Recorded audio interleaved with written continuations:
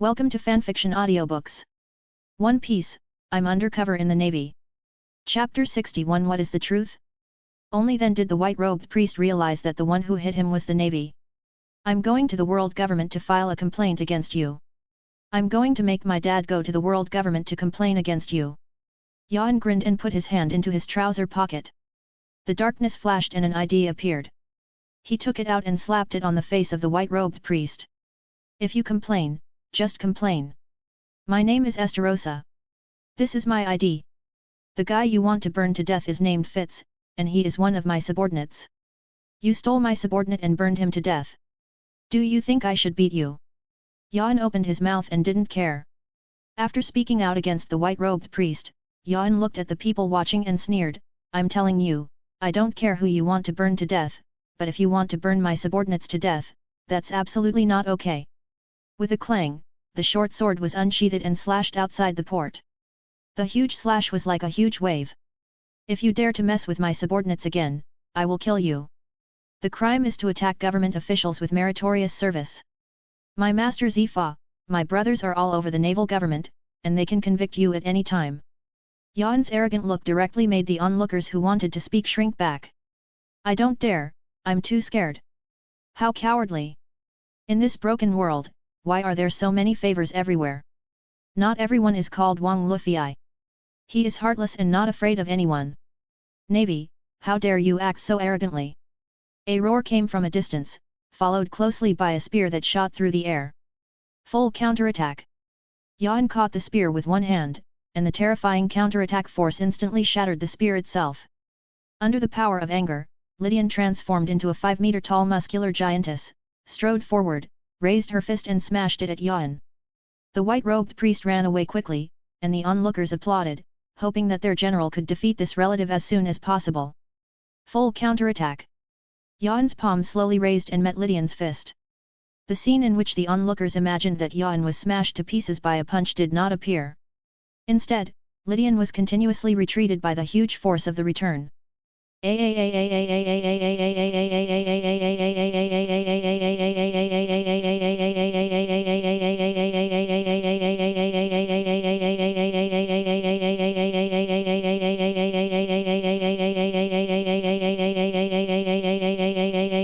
But General Lydian is here to ant you.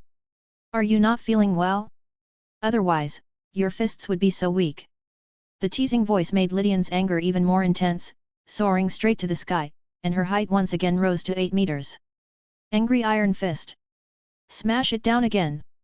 Jan met lightly again, and the huge force returned made Lydian unable to hold on. A mouthful of blood spurted out, and her body returned to its normal state. Facing this scene, Jan smiled with satisfaction. The onlookers fled. Fitz had woken up by this time, but he was still weak. Major General Jan, please be careful, people from this country. Before he finished speaking, he fainted again. Jan glanced at the injuries on Fitz's body. He had a headache. He was obviously beaten. This means that the two strongest men in this country have taken action. The white-robed priest took advantage of the fight between Avril and Diane and ran to the church at the port to make a phone call.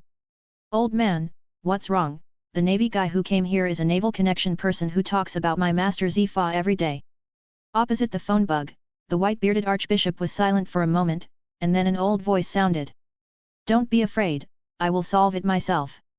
In the cathedral in the capital of Amara, the archbishop hung up the phone and looked at the middle-aged general sitting aside, wearing armor. Cigar, come with me for a walk. Now that we have reached this point in the kingdom of Amala, we will never allow any accidents.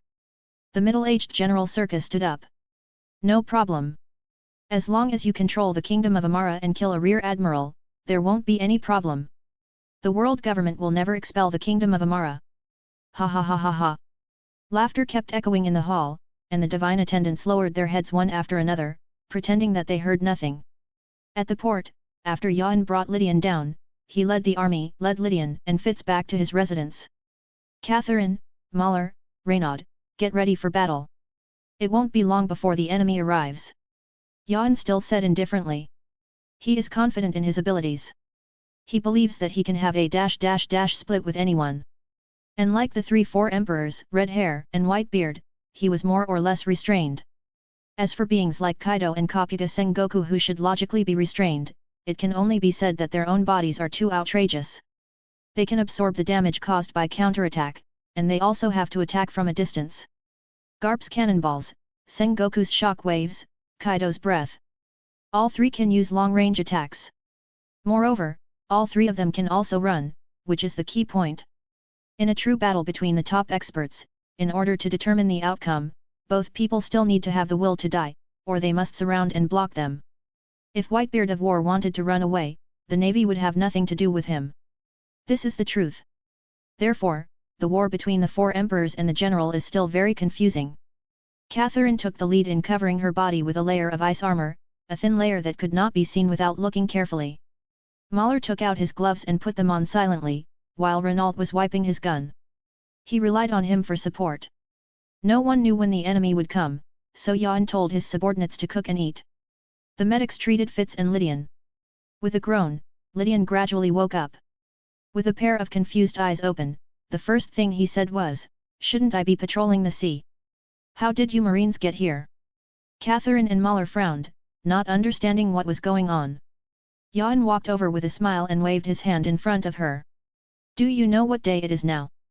Lydian clenched her fists. If she hadn't seen Yan's navy commander, she would have wanted to hit him with her fist.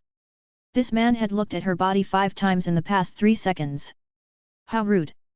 Just as Lydian was about to speak, Yan took out a calendar from his arms and handed it to her with a smile. Lydian looked at the calendar with wide eyes. This is different from the time in her memory. How come a full month has passed? Ignoring Lydian's reaction, Yan asked directly, "Let me ask you.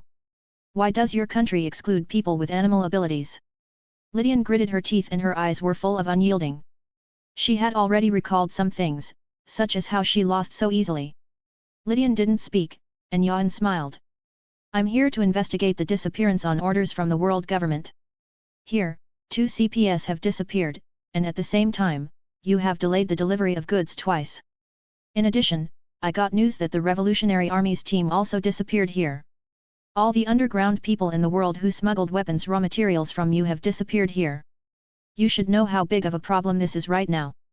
Come on, tell me what you know." Yan looked at Lydian, eager to get the truth from her. Chapter 62 The Reason. A month ago. Just as Lydian opened her mouth to speak, heavy footsteps were heard in the distance. As the sound got closer and closer, she instantly hugged her head and lowered her head, sweat pouring from her head. Yan sighed, patted his cheeks with both hands to wake himself up, and called others to go out together to prepare to meet the enemy. Just as he was about to leave, Yan hesitated, took out a small phone bug from his arms, dialed all the numbers, and put it in his pocket. Cut through. Before he could go out, he heard loud shouts. Yan instantly pulled out his dagger and stepped forward to stop him. As soon as they made contact, the incoming slash exploded instantly, blowing open the door and the front half of the house. "It's not a slash. I thought I met a great swordsman." After the wind of the explosion dissipated, Yan said easily. Under the moonlight, at the end of the road, the white-bearded Archbishop and Sega walked slowly, and the long sword in Sega's hand had just been put back into its scabbard. "Lydian, come back." The Archbishop's scolding came, and the look in Lydian's eyes was changing crazily, as if she was restraining something. Yan chuckled, the ability to control fruit-like things. Before Yan could say anything, Catherine instantly appeared behind Lydian and shouted softly, "Ice landscape." After sealing Lydian in ice, Catherine smiled with satisfaction. "Even if you disrespect my man several times and freeze you to death, I still have a reason." The Archbishop and Serga were not surprised when they saw this scene, and just continued to stride forward. "Major General Yan, right? Do you know what is the biggest mistake you made?" He didn't answer, just stood there, quietly watching the two of them showing off. Sika took out a letter from his arms and said proudly, "This is the letter of questioning just sent by the royal family to the world government. The 5 old stars of the world government will issue a letter of accountability soon. I expect to go back to the East China Sea." Sika smiled proudly. 5 years ago you were exiled to the East China Sea for corruption. Today you will be sent back because of complaints from the franchise countries. Isn't it sad? Sika looked like I was determined to win. Yan's face gradually became complicated, and he said with emotion. "Impossible. I believe in the great wisdom of the 5 old stars. They will know my loyalty and that I am dedicated to the government and will not punish me. What's more, the 5 old stars are the light that cuts through the darkness in the world, the electricity that penetrates the dark clouds, and the light that guides us forward. I believe that the 5 adults will carefully distinguish the facts and then deal with you 2 rebels. Yuan's words made Cigar and the Archbishop look disgusted. Stop pretending. Who doesn't know that everyone unites under the name of the world government for profit? Now that the 5 old stars are not here, what are you pretending to do? Despise you. After expressing his loyalty, Yuan coughed and asked with the most serious expression, I am very curious, what is going on in this country? I wonder if you two can give me an answer because I already want to go back to the East China Sea. The Archbishop and Serga looked at each other, with excitement in their eyes, and said in unison. Of course it's because we are usurping the country. Damn it, it's Wang Fang who opens his mouth, this is what everyone present thinks. This is too scary. Yuan frowned. Relying on fruit power to usurp the country. The Archbishop took a step forward and said excitedly, that's right. This kingdom of Amara is perfect for us to usurp the kingdom. 30 years ago, I came here to destroy the country by chance. After understanding the mechanism here, I began to prepare for usurping the country. Step by step, I climbed to the position of Archbishop, controlled the church, and supported my son to the position of general. The Archbishop patted himself on the back, saying that their father and son's combined strength was as powerful as gold. We controlled the army and the church, and I offered a huge bounty on the black market for superhuman goo fruit. Use this to control the world and usurp the country. Yuan nodded with satisfaction, what he said was great. Then when you got the goo fruit a month ago, you distributed the Holy Communion through the church, and the army uniformly provided food opportunities. You gave the goo to everyone, and then controlled them and implemented a speech ban. Yuan said strangely. The Archbishop nodded in approval, yes, that's it. And I also gave it to the royal family, so that everyone will only think that the royal family died of illness. When the time comes, I will take over the power of the country in the name of the church, and I will be able to become the most powerful being in the country. I am justified and in line with public opinion. That's pretty cool. Yuan couldn't help but said. But why do you want to terminate the transaction with the world government and suspend the transactions that are carried out every month? Also, why did all the CPS who came to investigate disappear? This is something Yuan doesn't understand. Why? The Archbishop was silent and did not speak, as if this involved some unspeakable issue. Serka took a step forward. It's useless to say anything. We have already used the name of the royal family to hold the world government accountable. You have to get out immediately. Now, you are leaving or you are not leaving. The scolding was full of confidence. They, Amara, were a big country, and he didn't believe that the world government would offend them and protect a mere rear admiral. Yuan smiled proudly and took out the phone bug from his arms. In the doubtful eyes of the Archbishop and Serga, he said. 5 adults, you all heard clearly, it is these 2 guys who want to usurp the country. And it doesn't explain the reason why CP disappeared. The Archbishop and Serga were furious and had been tricked. After the 5 old stars on the other end of the phone fell silent, the bald old man said calmly, kill them too to terminate the fruit's ability. The phone bug was hung up. Yuan smiled. You two, your accountability is useless. I have received an order from the world's highest leader. Next, it is your turn to think about what to do. Yuan drew his short knife. The subordinates behind him also took out their weapons. Just now they were fearing accountability from the participating countries, and now they have to deal with the issue of the East China Sea. But there was a bright future, and I never expected that my boss would be able to contact Wu Liaoxing, which was great. It can be said to be very good. Makes people happy. Cut.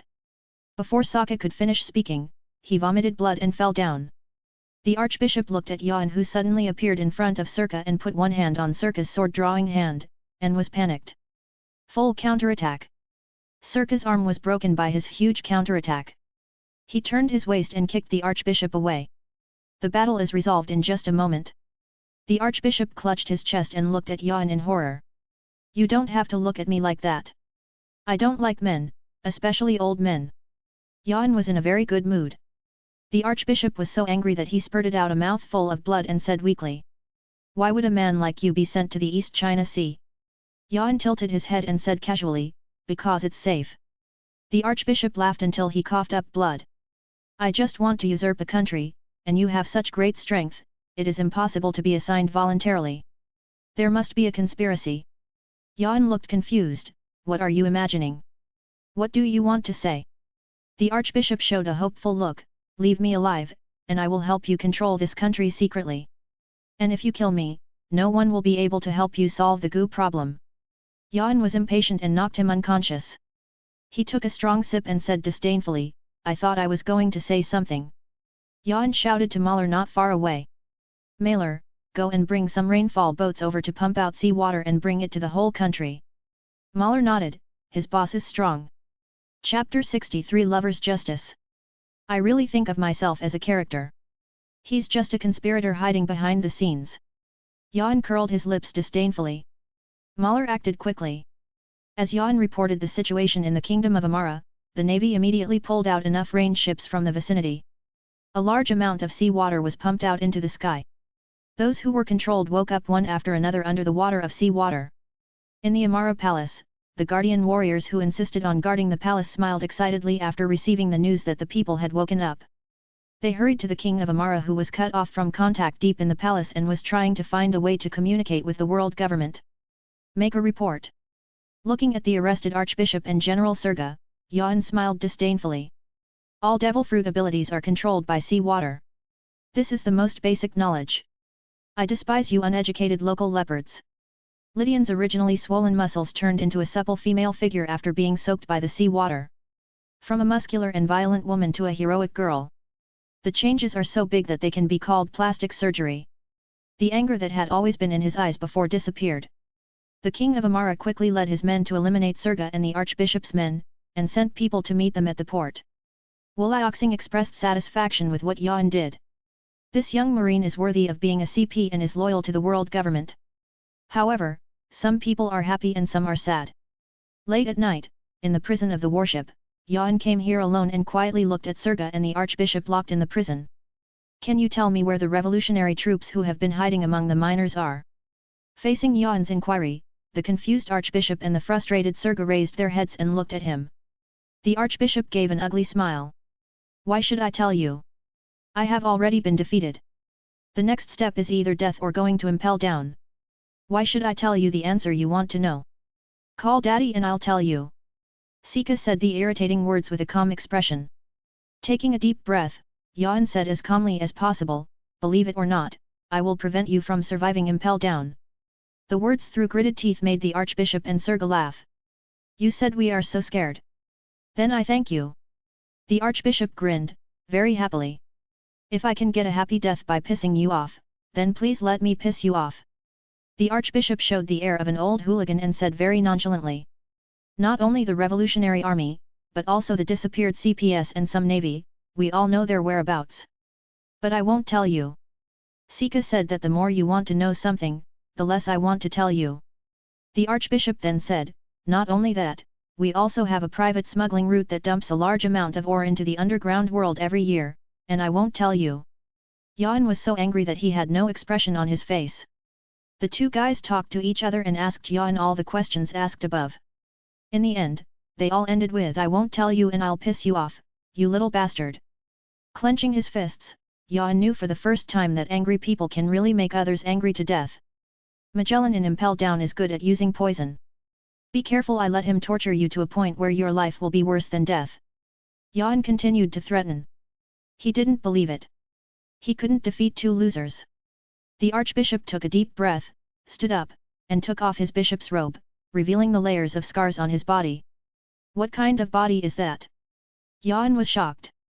It was a body without a good piece of flesh. The archbishop looked at Yuan with disdain in his eyes. I am 69 years old this year. When I was young, I was a slave of a nobleman. Because of my handsome appearance, I suffered unparalleled abuse. I am a young man who wandered the sea and entered the Grand Route alone. He has no talent and insufficient combat power. He has suffered countless tortures. His ability to survive depends only on his will. The archbishop testified to his experience with the scars on his body. Proved his will. Yuan smiled with admiration and couldn't help but applaud him. Awesome, so what? What are you asking for now? Yuan said provocatively. You show so much, what are you trying to do? Could it be that you really just feel unhappy with me, just to make me angry? I don't believe your reasons are so simple. The archbishop put on his clothes again, wearing every piece of clothing neatly, and sat there upright, before he spoke again, just to piss you off. Yuan spit out something and held it in his chest, almost suffocating himself to death. So angry. What I said is really unpleasant. What the hell? His face gradually darkened, darkness loomed in his clenched fists, and there was a faint murderous intent on his body. However, he was suppressed by Yuan in an instant. Yuan breathed a sigh of relief and looked at the other person with horrifying eyes, but hesitated to speak. You.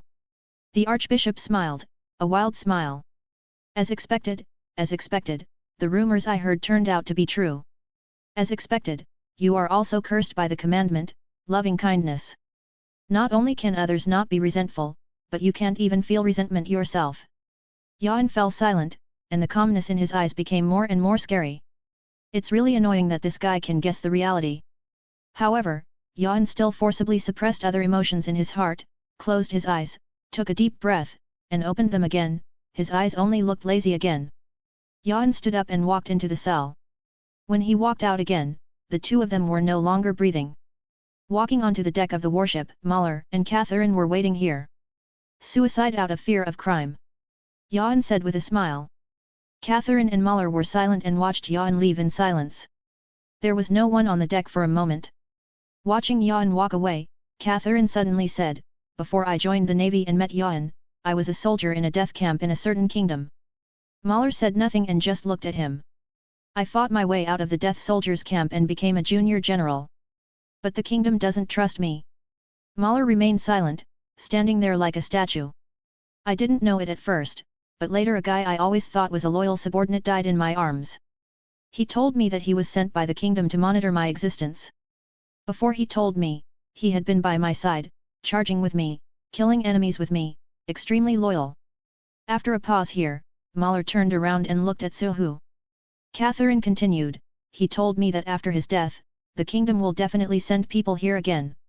He suggested that I start from this wave, execute the brave description, and consume the new recruits every time they come, so that I can protect myself. Or, carefully select the supervisor and kill him."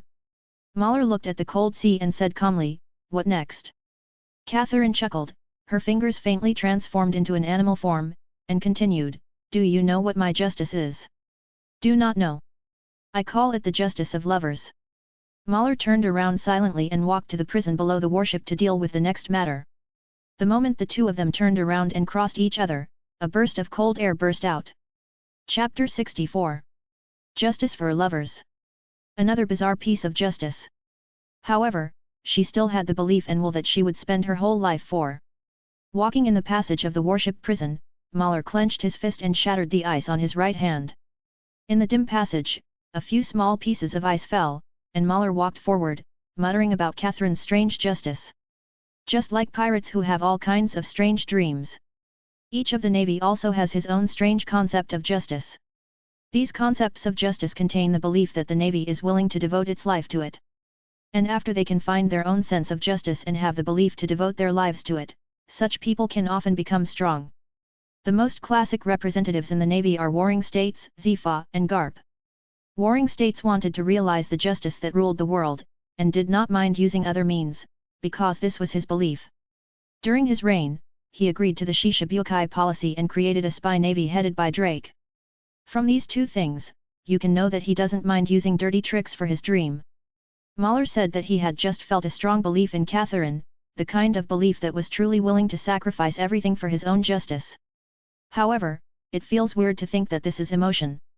Throw the idea out quickly. Ahead, several marines were hesitating about how to deal with the bodies of the archbishop and Surga. Throw it into the sea to feed the fish. If anyone asks, they will say that they committed suicide out of fear of crime. The weather is too hot. In order to prevent contamination of the warship, they just throw it into the sea. Mahler came up with the solution easily. Several marines looked at each other and obeyed the order. As for other things, they don't want to care. Yuan returned to his room and took out the phone bug. He didn't know how to explain it to Long, but he didn't find out anything about the investigation. While hesitating, the phone rang, and Yuan reluctantly picked it up. Well done Yuan, I have reconnected with the revolutionary army of the Kingdom of Amara. Yuan was confused, what the hell is going on? However, in a flash, Yuan realized that he had been wrong from the beginning. The Archbishop and Serga never said that they killed everyone in the revolutionary army. Yeah, this is my duty. Yuan passed by lightly. I only killed the chief culprit and did nothing else. It is my greatest relief that other comrades are safe. The task was completed by mistake, and Yuan was still very happy. Fitz also received calls from other CPS and showed a satisfied smile. Now under the leadership of Sora, their CP finally no longer has to follow the previous set of rules of dying if they fail to complete the task, and can be more relaxed. You still have to cherish every companion. After all, if one person is lost, it will take at least a year to replace this position. During this period, other people will have to do the work for this position, and no one is willing to find extra work for themselves. Next, Arvin and Fitz went to meet King Amara, a hook-nosed person who looked extremely sinister. King Amara faced Arvin and Fitz, waved his hand, and the people below brought up 20 boxes. Without opening them, Arvin and Fitz smiled together. Very good, the old guy is very good at being a good person. The money that should be collected still needs to be collected, and every one of these franchised countries is rich. How do you deal with the two guys Set and Circa? Seeing Yuan and Fitz collecting the money, King Amara gave an ugly smile. A greedy world government. Feed the fish. Yuan smiled awkwardly, what could he say? He could only tell the truth. King Amara's face stiffened for a moment, but no one caught it. They deserve it.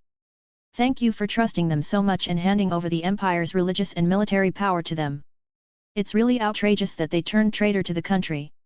Now we just let them feed the fish, which is really advantageous for them. King Amara slapped the throne and complained through gritted teeth. When he was done complaining, Yuan suggested that they leave. Fitz still wanted to ask some questions, but Yuan dragged him away. Back on the warship, someone among the rescued CPS asked why they left so suddenly, knowing that every message they received a while ago was sent by King Amara. The person they communicated with when they came was also King Amara. But now King Amara said that they had been huddled in the palace before. This is not normal. Yuan's lazy eyes were full of power, glaring at the CP so hard that he didn't dare to speak.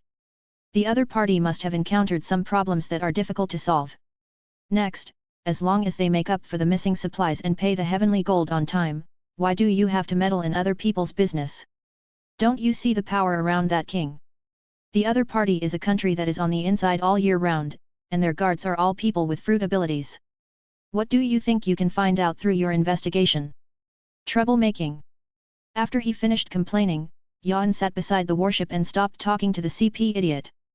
The CP tried to speak, but Fitz punched him away. Shut up.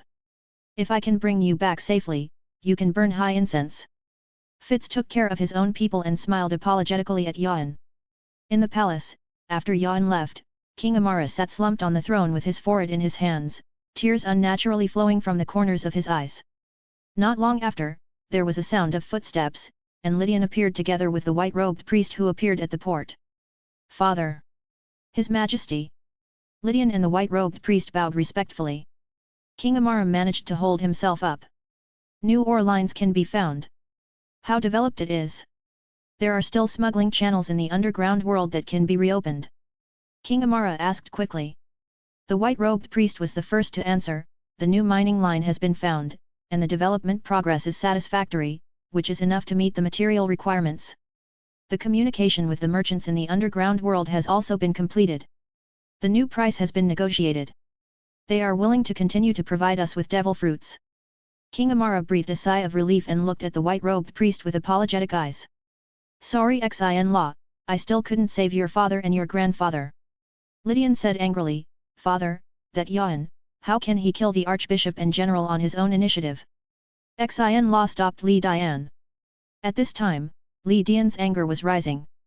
Li Dian's body had a tendency to transform. When Xin-Law pulled her, Li Dian instantly transformed back and her anger disappeared. Lydian, when you rush to the port, you suddenly rush out and attack him. If he notices something, it is enough. He is a member of the world government, and it is normal to weaken the participating countries. Xin-Law looked fearful, that Yuan was really not a good person. At this time, Yan was reporting to Wuliaxing. Ah, 5 adults, this is the situation. I suspect that the Kingdom of Amara was unable to produce the supplies that were supposed to be traded last month for some reason, so it staged such a show on its own. The 5 old stars were silent, but the bald 5 old stars spoke again. In that case, let's end it all.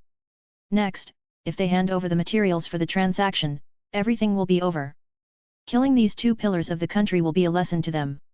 You did well, Arvin. Wuliaxing was very satisfied. Chapter 65 Fighting the Bear.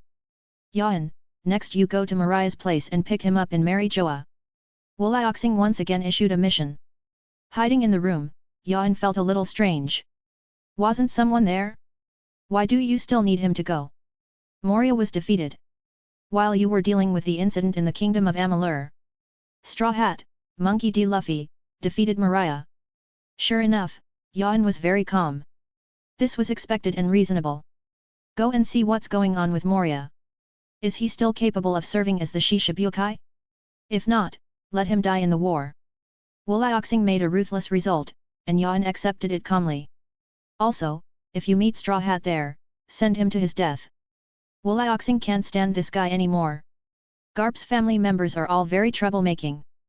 Their world government maintained the balance for nearly 10 years. After Luffy entered the Grand Line, everything collapsed bit by bit. It can be said to be extremely outrageous. I think we can try to cancel the Shishibukai policy. Yan suddenly spoke. As soon as these words came out, the 5 old stars opposite the phone bug fell silent. Impossible. Not to mention others, Kaixia Jinbei, Hawkeye, Snake Princess, and Bear. The 4 of them are strong and commit few crimes. They cannot be easily pushed to oppose the world government. There was nothing that could be done, and Yan said that there was nothing he could do. After hanging up the phone, Yan walked towards Mariah. When I arrived here, I saw ruins. And the bear who is healing Luffy. Yan sat on the ruins next to him, watching the bear pop out Luffy's injuries, sighing at how powerful the bear was. This man has developed the fruit to the point where it can fight, resist, and heal wounds. What a bug! And Doflamingo, too. Yan saw Soron bear the great pain alone in a true manly manner. After suffering the pain, he fainted and fell to the ground. Arwen walked toward the bear alone. Hey bear, are you releasing it into the sea? Arwen's grinning voice attracted the bear's attention. Seeing Yan's arrival, the bear showed no expression on his face and calmly picked up Soron and ejected the damage from his body again. 2 bear paws compressed the damage ball and slapped it towards Yan. There is nothing in this world that cannot be killed. With a soft drink, the dark dagger cut open the damage ball. Yan's dagger snapped in response. Even though it was wrapped in darkness, the huge pain still caused the dagger to break. The big bear instantly appeared in front of Yan, and the huge bear paw swung at Yan. The pressure wind covering the pinball in the bear's paw made Yan's eyes widen. This guy is really going to kill me. Finger gun unparalleled sword finger. He let out a soft drink, put his 2 fingers together, and struck a blow with the big bear. The finger and the meatball did not collide. The pressure wind covered by the meatball, which was the preset skill of the pressure cannon, blocked the collision between the meatball and the sword finger. The 2 of them each took a step back, and when Big Bear raised his hand, the pressure cannon came bombarding him. Open your mouth and it will be a laser, leaving no chance of survival. Pointing to the gun, pointing to the sword to cross. Using his fingers as swords, the terrifying sword energy cuts off all attacks. Big Bear stood on the ruins, with a trace of solemnity in his eyes. Yan said that this was the most difficult battle since his debut. The commandment of kindness is of no use to Big Bear. This guy has a very peaceful mind. Xiong, I can't believe that you, the most loyal to the 5 old stars in the Shishibukai, would actually shield pirates and attack the navy. Don't you want your country to continue to be a part of the world government? Seeing that the bear was about to attack again, Yan scolded. The bear's movements paused for a moment, and he exerted force with both palms at the same time, launching a more powerful air pressure cannon. My attitude is obvious. If I destroy you and your fleet, no one will know that I have protected the Straw Hats. Very domineering behavior. Faced with such a domineering situation, Yan chose to show off. Poking the air pressure cannon with his sword finger, Yan approached the bear and whispered, I am a spy of the Revolutionary Army, and I know that the Straw Hat Boy is the son of the leader. Xiong made a move, holding the air pressure cannon in his hand but not firing it, waiting for Yuan's next move. Yuan took out Long's phone bug and looked like we are really comrades in arms. The bear's pressure cannon stretched forward slightly, aiming more at Yuan's head, which meant that I didn't believe it. Yuan dialed the phone. Long picked up the question in confusion and heard the sound of Yuan's ghost crying and wolf howling. "Chief, help me, the bear is trying to kill me." The loud sound made the dragon's head tingle. After picking his ears, Long asked in a low voice, "Bear?" This time, the bear retracted the pressure cannon. Then Yuan and Xiang explained the reasons why they came here. Long was silent for a moment. "I feel like a lot of people know that I have a son." "Yuan, how did you know that Luffy is my son?" This is very important to Long and involves his next layout. Yuan chuckled and said relaxedly, "I have seen your appearance, been to Lieutenant General Garp's house, and seen photos. Plus, you and your son are very similar, plus the last name, I can guess it at a glance. Otherwise, I won't let him go in Alabasta." Yuan said that your son should thank his grandfather and you. "Otherwise, I would have killed you countless times. Alabasta and Justice Island, I was able to kill him both times." Long was noncommittal about Yuan's statement. Garp spent a lot of time in the headquarters. Yuan was Zifa's beloved disciple at the time. It was not surprising that he attended gatherings of the older generation and went to Garp's house. In addition, the top brass of the Navy basically knew about his relationship with Garp, so Garp would naturally not wipe out everything related to him in the family. Overall, there is no problem. Xiang turned around and walked away. He knew that he was about to die and was not surprised by Yuan's presence. The Revolutionary Army needs people within the government. People in the Navy, and intelligence at all times. Moreover, Xiang felt that the information he had obtained was far inferior to Yuan. After all, he has the identity of a pirate and will not be 100% trusted by the government and Navy. Just like they came to rescue Moria, the government still sent Yuan here, which is a sign of distrust. Yuan found Moria, looked at his huge belly, and couldn't help but sigh when he thought of Moria's previous reward. Time is like a butcher's knife. The terrifying master who was once able to fight Kaido head-on has now turned into this ghost. Yuan remembered the comments made by CP and Navy senior officials about Moria. Moria competes with Kaido for the position of the four emperors. His strength is only slightly weaker than Kaido's.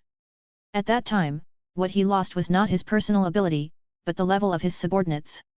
In the end, he was beaten and slaughtered his subordinates, and his soul was broken and he was defeated.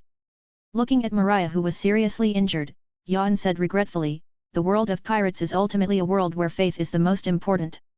Teacher Zifa's strength has plummeted due to the decline of faith, and the same goes for you, Mariah. Pity." At this time, Catherine and Mahler brought people over and carried Mariah onto the warship. Next, Marigio. Chapter 66 Nonsense. Faith can make you stronger, and faith can make you weaker. Thinking of this, Yuan couldn't help but think of the war on the top not long after, which was really a battlefield where monsters were rampant. Especially Whitebeard, that is the scariest thing.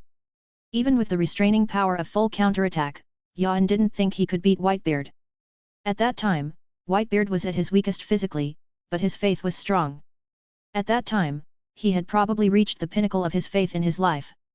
Thinking of this, Yuan thought about it, why don't he discuss it with warring states, not to participate in the war on the top, and just keep Marijoa? Moreover, Yuan was also thinking about whether Doflamingo would discover that he had surpassed him. "I'm really afraid that Doflamingo will find a way to kill himself. We're not afraid of him coming in the open, but we're afraid of him playing dirty tricks." The more Yuan thought about it, the more he felt that the war on the top was too dangerous.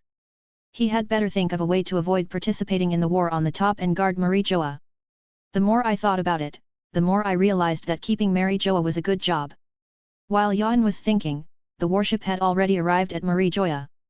As soon as he entered Marijoa, a Navy man came over and told Yuan that Marshal Sengoku was waiting for him in the conference room. "Don't be ridiculous, Bear.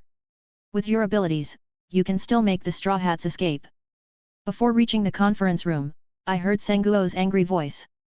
The Navy who led the way rubbed his head in embarrassment, and Yuan sighed. The old man from the Warring States period was still as arrogant as ever, even the Shishibukai dared to scold him. Then Garp's laughter came from the conference room. "Sengoku, don't be nervous, Luffy is not the kind of little guy who just beats Moria and publicizes it everywhere.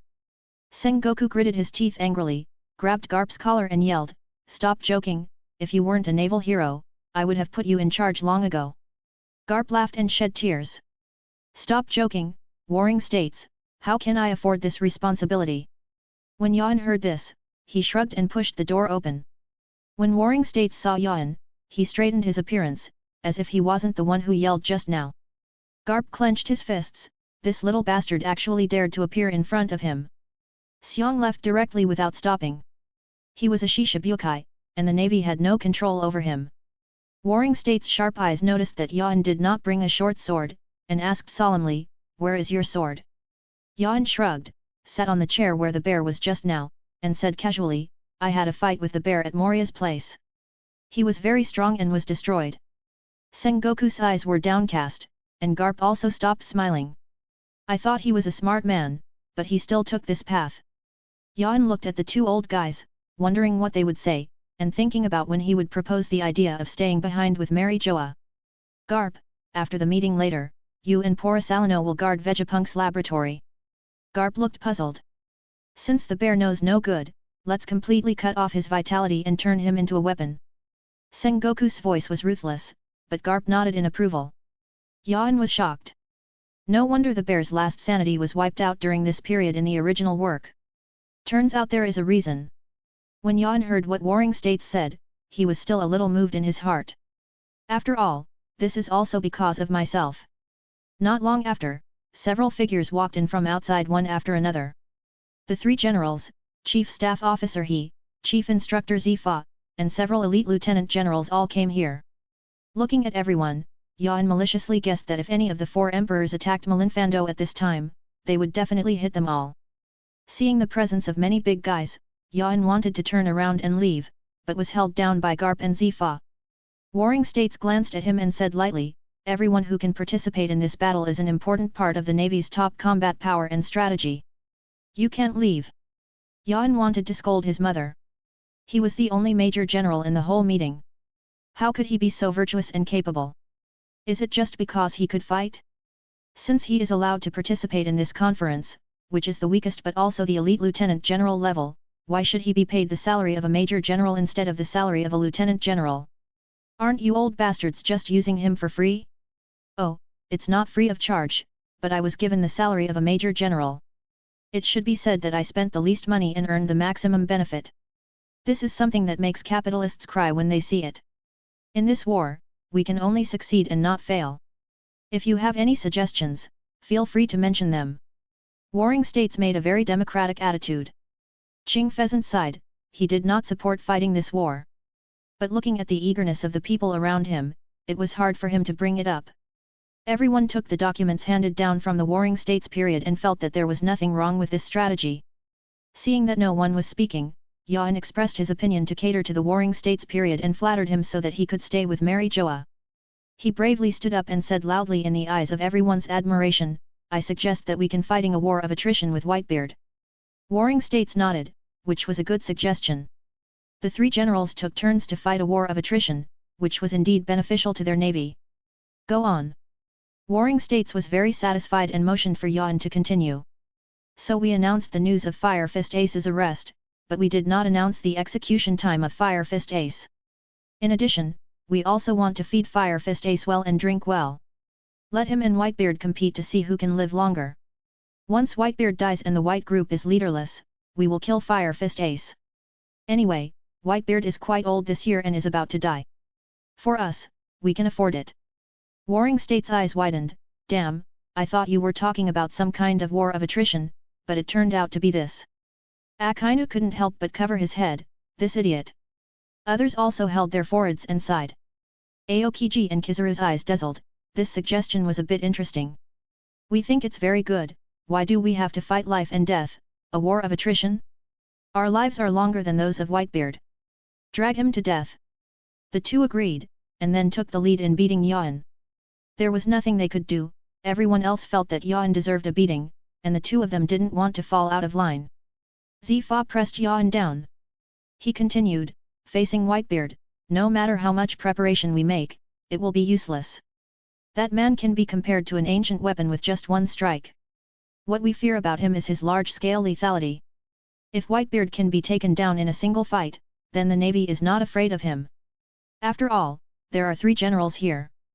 But Whitebeard's range attack was too strong, which easily caused them to lose troops at every turn. Compared to Roger, Whitebeard is a walking disaster. In this case, let's not be ashamed and rush forward. Why don't you try to kill Ace first, so that Whitebeard will feel hatred and become powerless under the commandment of love, and then he will be slaughtered by us. Yan said that they also have a bug ability commandment, loving existence. Everyone's eyes lit up when they heard this, and then they denied it. No way. Whitebeard must have been prepared. Chapter 67 Looking for someone and asking for help. Discipline loving kindness is an ability we can apply, but how to apply it is a big question. And the way to deal with it can usually be guessed by a strong person. Just like the fight you had with the bear before. Garp shook his head and explained. The hardest part about fighting against an expert is that your unique abilities won't work right away. You'll kill the opponent in an instant, and then they'll be useless after that. In the original work, this was the case when Whitebeard and Blackbeard fought before their death. After several fights, they immediately grasped Blackbeard's weakness. If not for the last moment of weakness, Blackbeard would have been taken away directly. Fighting a bear. Akainu keenly observed another question and asked with a frown. Yan briefly explains the reason. Akainu snorted coldly, what a waste, you didn't even know to report it as soon as possible. Yan laughed twice. Turning his head, Akainu looked at Kizaru, let Vegapunk erase his consciousness. How scary yo! The other navies nearby had no objections to this decision, as if it was just an insignificant hour. He knocked on the table to attract everyone's attention and continued, in addition to facing Whitebeard, we also have to prepare to face the second Yonko. In addition, there are preparations for the other 4 emperors to attack our New World base. Having said this, he paused, glanced at Yan, and continued, in addition, as Yan mentioned, Blackbeard may be interested in Impel Down and needs to be on guard. The distribution of combat power is insufficient. This is the problem they face. A big question. Their current combat effectiveness is somewhat insufficient. Warring States pushed up his glasses and said in a deep voice, Marshal Kong has already reported to Wulioxing. During the war, Marie Joya's defense will be completed by CP and city guards. The Impel City has also given Magellan a death order. Without orders from the world government and the Navy headquarters, no one is allowed to enter or exit at will. And I propose that the 2 civilian experts we inspected help each other. Sengoku asked the final question. After this war, he will start to retire. When the general is promoted, the vacant position will naturally need someone to fill it. The Peach Rabbit and the Tea Dolphin were the existences they had high hopes for, but unfortunately, they were always one step behind. The Warring States period was a bit melancholy. If possible, he wouldn't want to recruit people from outside. Then we need to send someone to contact those 2 people. Speaking of this, he looked at Akainu with a strange smile. Akainu looked confused. What does it mean to look at me like this? That young man named Aramaki is a fan of Sakazuki. Akainu was stunned. Garp and Kizaru spit out their tea, completely unable to understand the situation. What is this ghost? Ching Pheasant was no longer sleepy in an instant. Several lieutenant generals looked shocked. Fan? What is he fans of? Good looks, figure? Not even Akainu.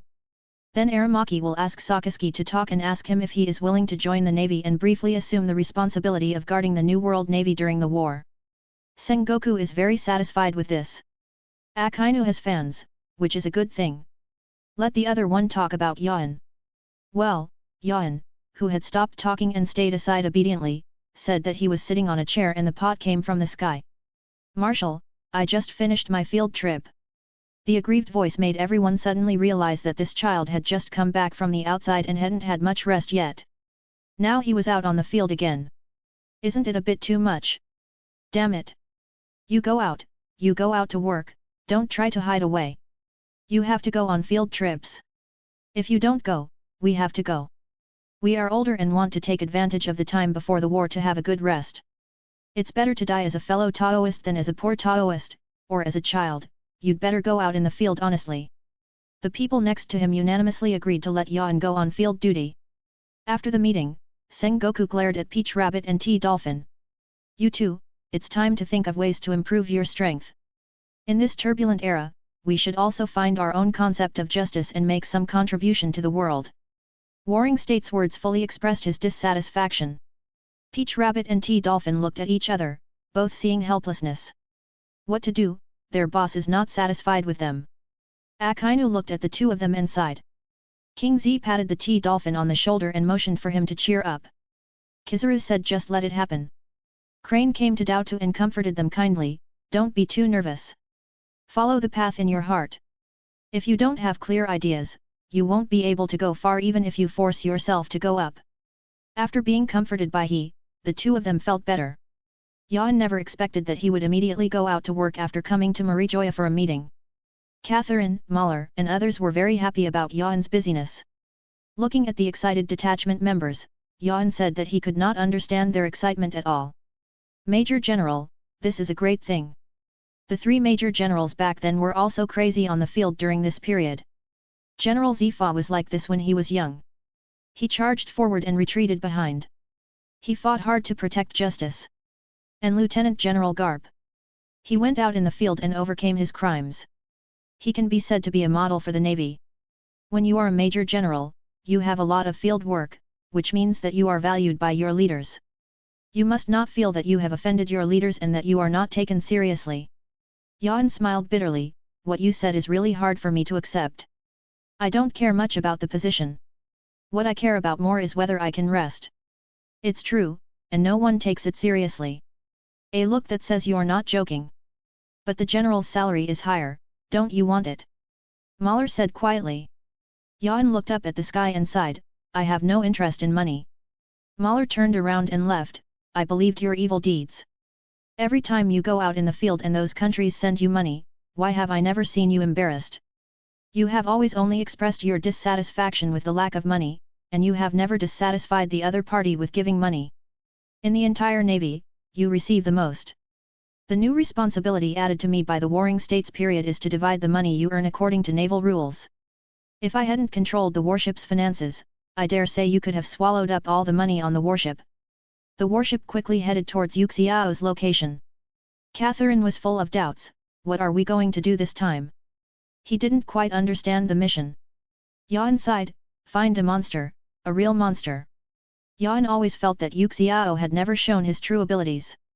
If that guy really used all his firepower, what he would pull down would not be one meteorite but hundreds or thousands of meteorites, which could destroy an island in an instant.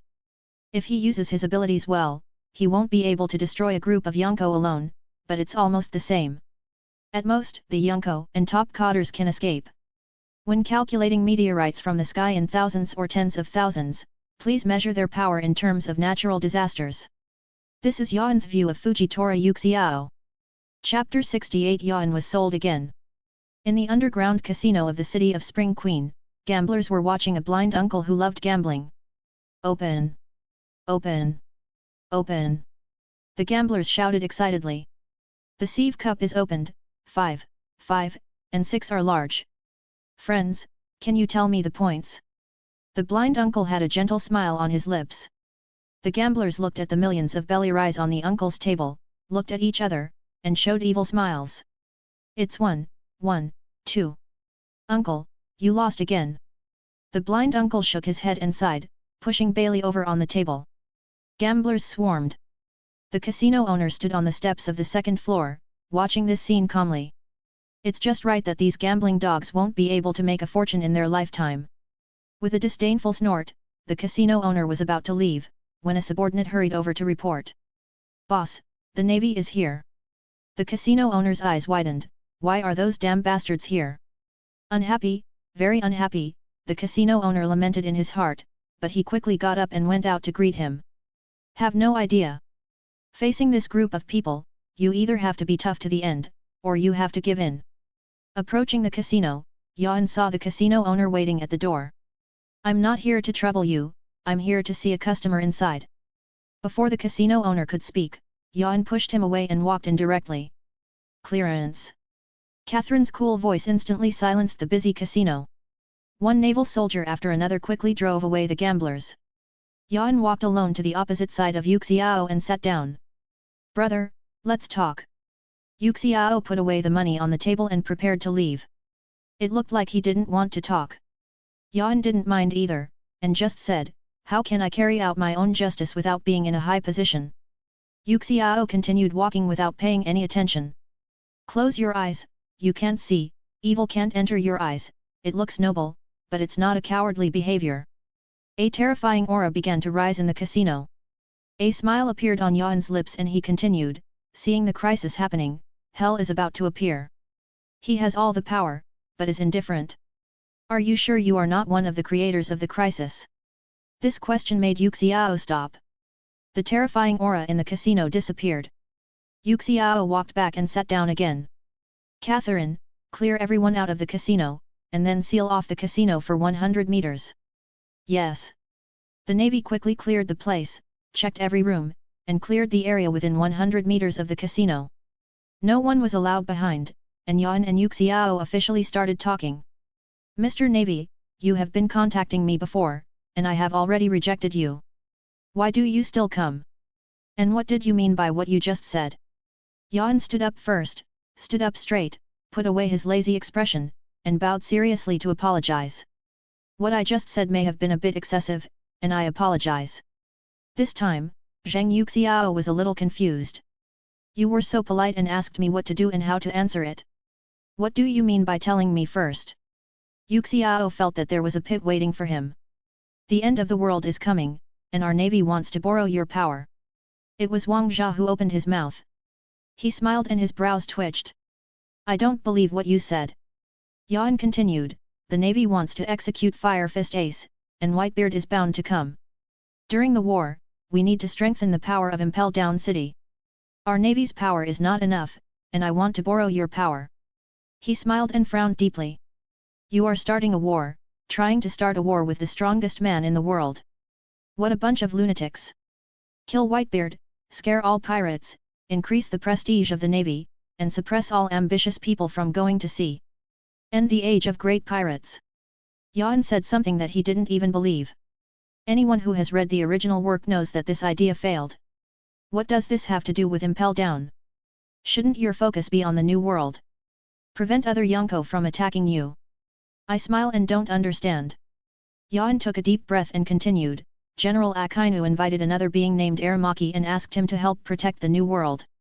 He smiled and nodded, he knew that person. A very powerful existence.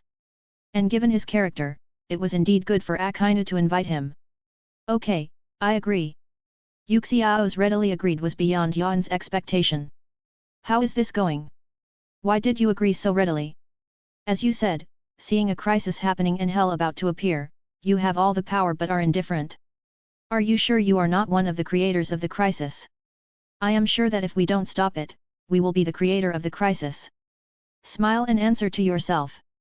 If you want me to help guard Impel City, it must be because there may be a crisis there. Yan responded. Yes, we have a hunch that there may be riots as we advance into the city. The biggest riot possible. You have the ability to have a really big home field advantage there. Gravity is very useful against the weak prisoners in the Impel City. Impel Down doesn't care about the prisoners, as long as they provide them with what they need to maintain their lives, as for the rest, get out. After smiling, Yan's phone rang again. Kai Xiaojinbei refused to participate in the war, and the Sun Pirates are resting on the Grand Line Island. Send him to Impel Down and let him reflect on it. Warring State's angry voice made Yan's heart tremble. This old man is probably going to go crazy. Those people in the Shishibukai who were usually unruly and looked down upon by the Warring States period joined the war one after another. Two of his favorites, Bear and Jinbi, both chose to refuse to participate in the war. Yan felt that Warring States' anger was not without reason. After thinking about it, Yan took some time to talk to Doflamingo about these two things and asked him to make preparations. Now that Warring States is in the period of anger, don't do anything stupid and be conveniently given to him by Warring States. Killed. Of course, Yan still hopes that Doflamingo will do more stupid things and then be killed by the enraged Sengoku. But he also knew that even if he didn't tell him, Doflamingo wouldn't do anything stupid at this time. He recognized that the navy was the only overlord of the sea. It can only be said that his report is the icing on the cake. Brother, please go to Lia Island with me first and escort Keisha Jinbi to Impel Down. Yuxiao waved and said it was no problem, it was all a trivial matter, but the sea was boring, so just play with him for a while. Facing this gambling guy, Yan was quite speechless. The most important thing is that if you laugh, you will lose 9 out of 10 bets, and there will be one big loser. If you lose, I have to drag you to play. If you don't play, you can't have fun. On Lea Island, the Sun Pirates, Jinbei asked all the fishmen to return to the Fishman Island, and he wanted to stay here alone, waiting for the navy to arrive. On Kragana Island, Hawkeye returned to the castle after completing the renovation of the farmland, poured himself a glass of wine, picked up the phone bug, and called Marine Vondo. Ask Eiffel Yavin to pick me up. I can participate in the battle. The requirement is to have a sword duel with Eiffel Yavin. Warring States was silent for a moment, betraying Yan again? Okay, no problem, okay. It's just Yan, just sell it. Chapter 69 Calm. At the Navy headquarters, just when Sengoku was about to inform Yan to pick up Hawkeye later, Crane knocked on the door and came in. Doflamingo agreed to join the battle, but he appointed Arvin to pick him up. The Warring States were silent. Reason? Is Yan so popular? So many people ask Yan to pick him up. Next, his ship picked up the top fighting force of the 4 emperors. Now all the combat forces above can try to stop Whitebeard. Hearing Sengoku's inquiry, he showed a gloomy expression. Doflamingo said he wanted to thank Arvin in person.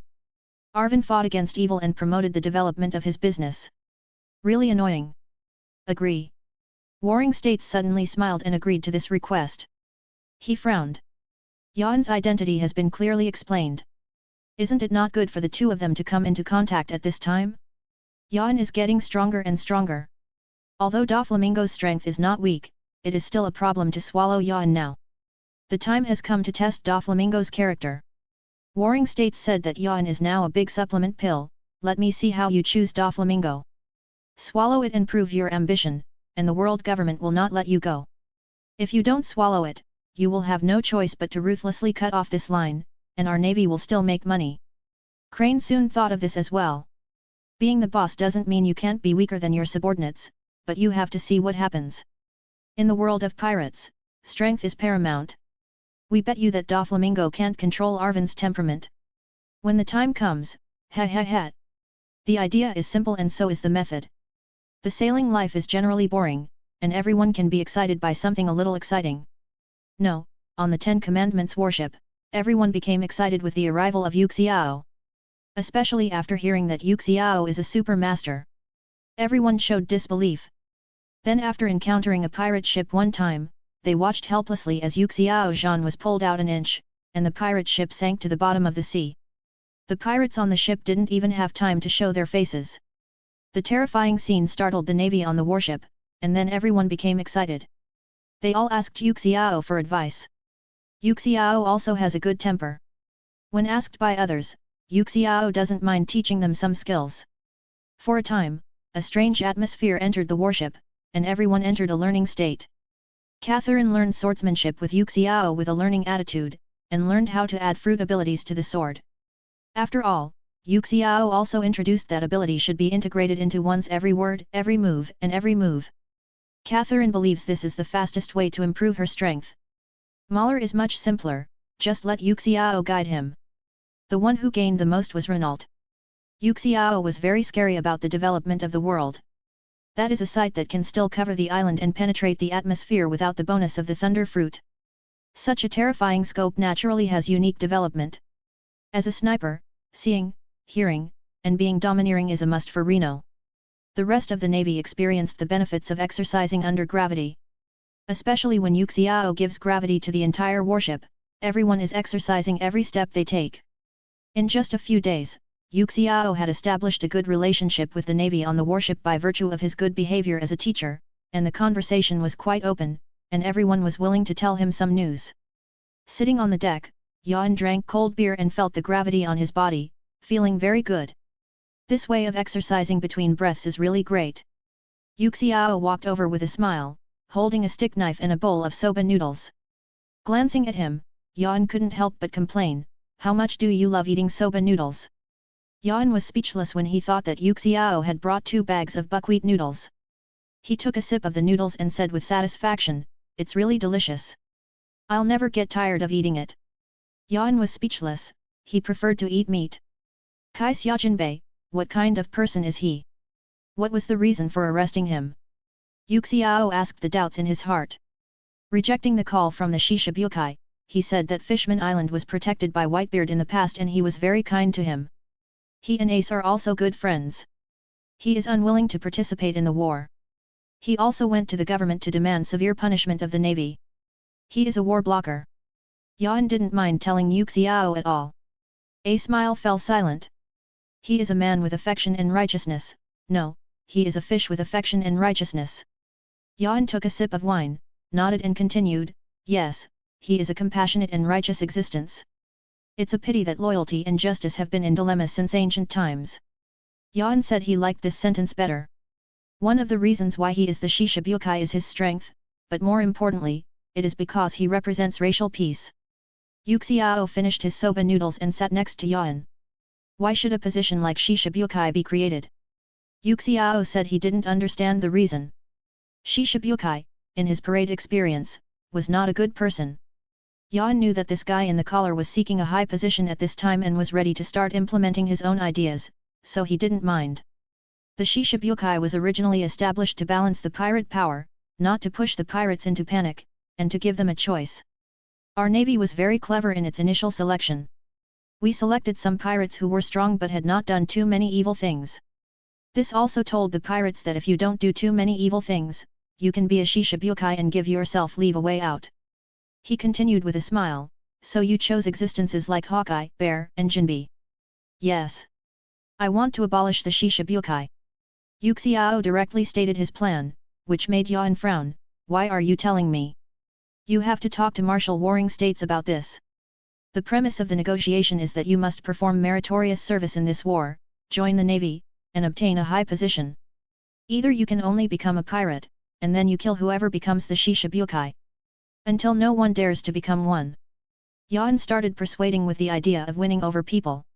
He hoped that Yu Xiao would not become an actor this time and go to Impel Down City, where he could suppress the pirates and achieve great success. I don't plan to be a pirate. The reason why I agreed this time is that I want to make meritorious deeds, seek a high position, gain the right to speak, and practice the justice in my heart. Very good, Yan expressed his support.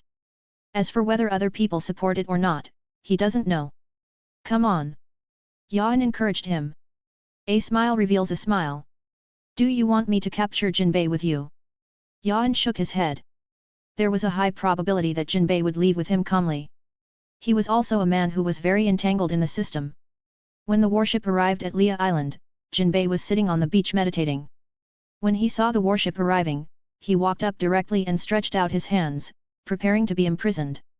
Very cooperative. No need, I believe in your character. No, it's fish character, you won't run away. You give me face, and I will give you face.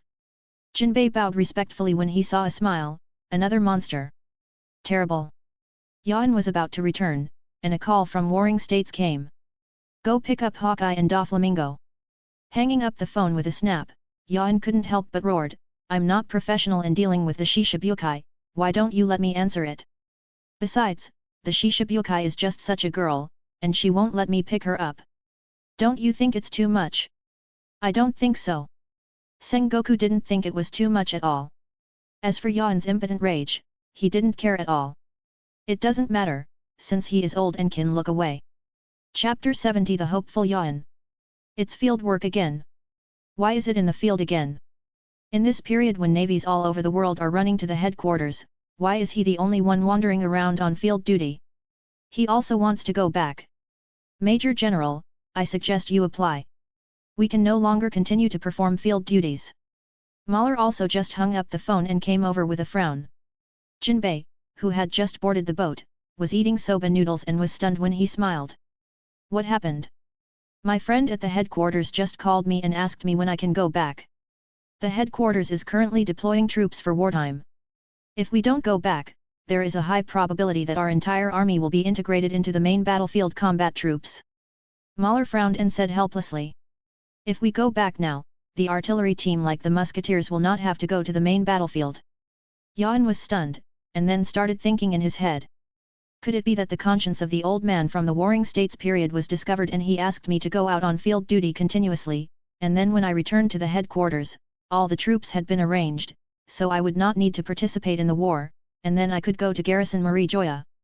It's very beautiful when I think about it.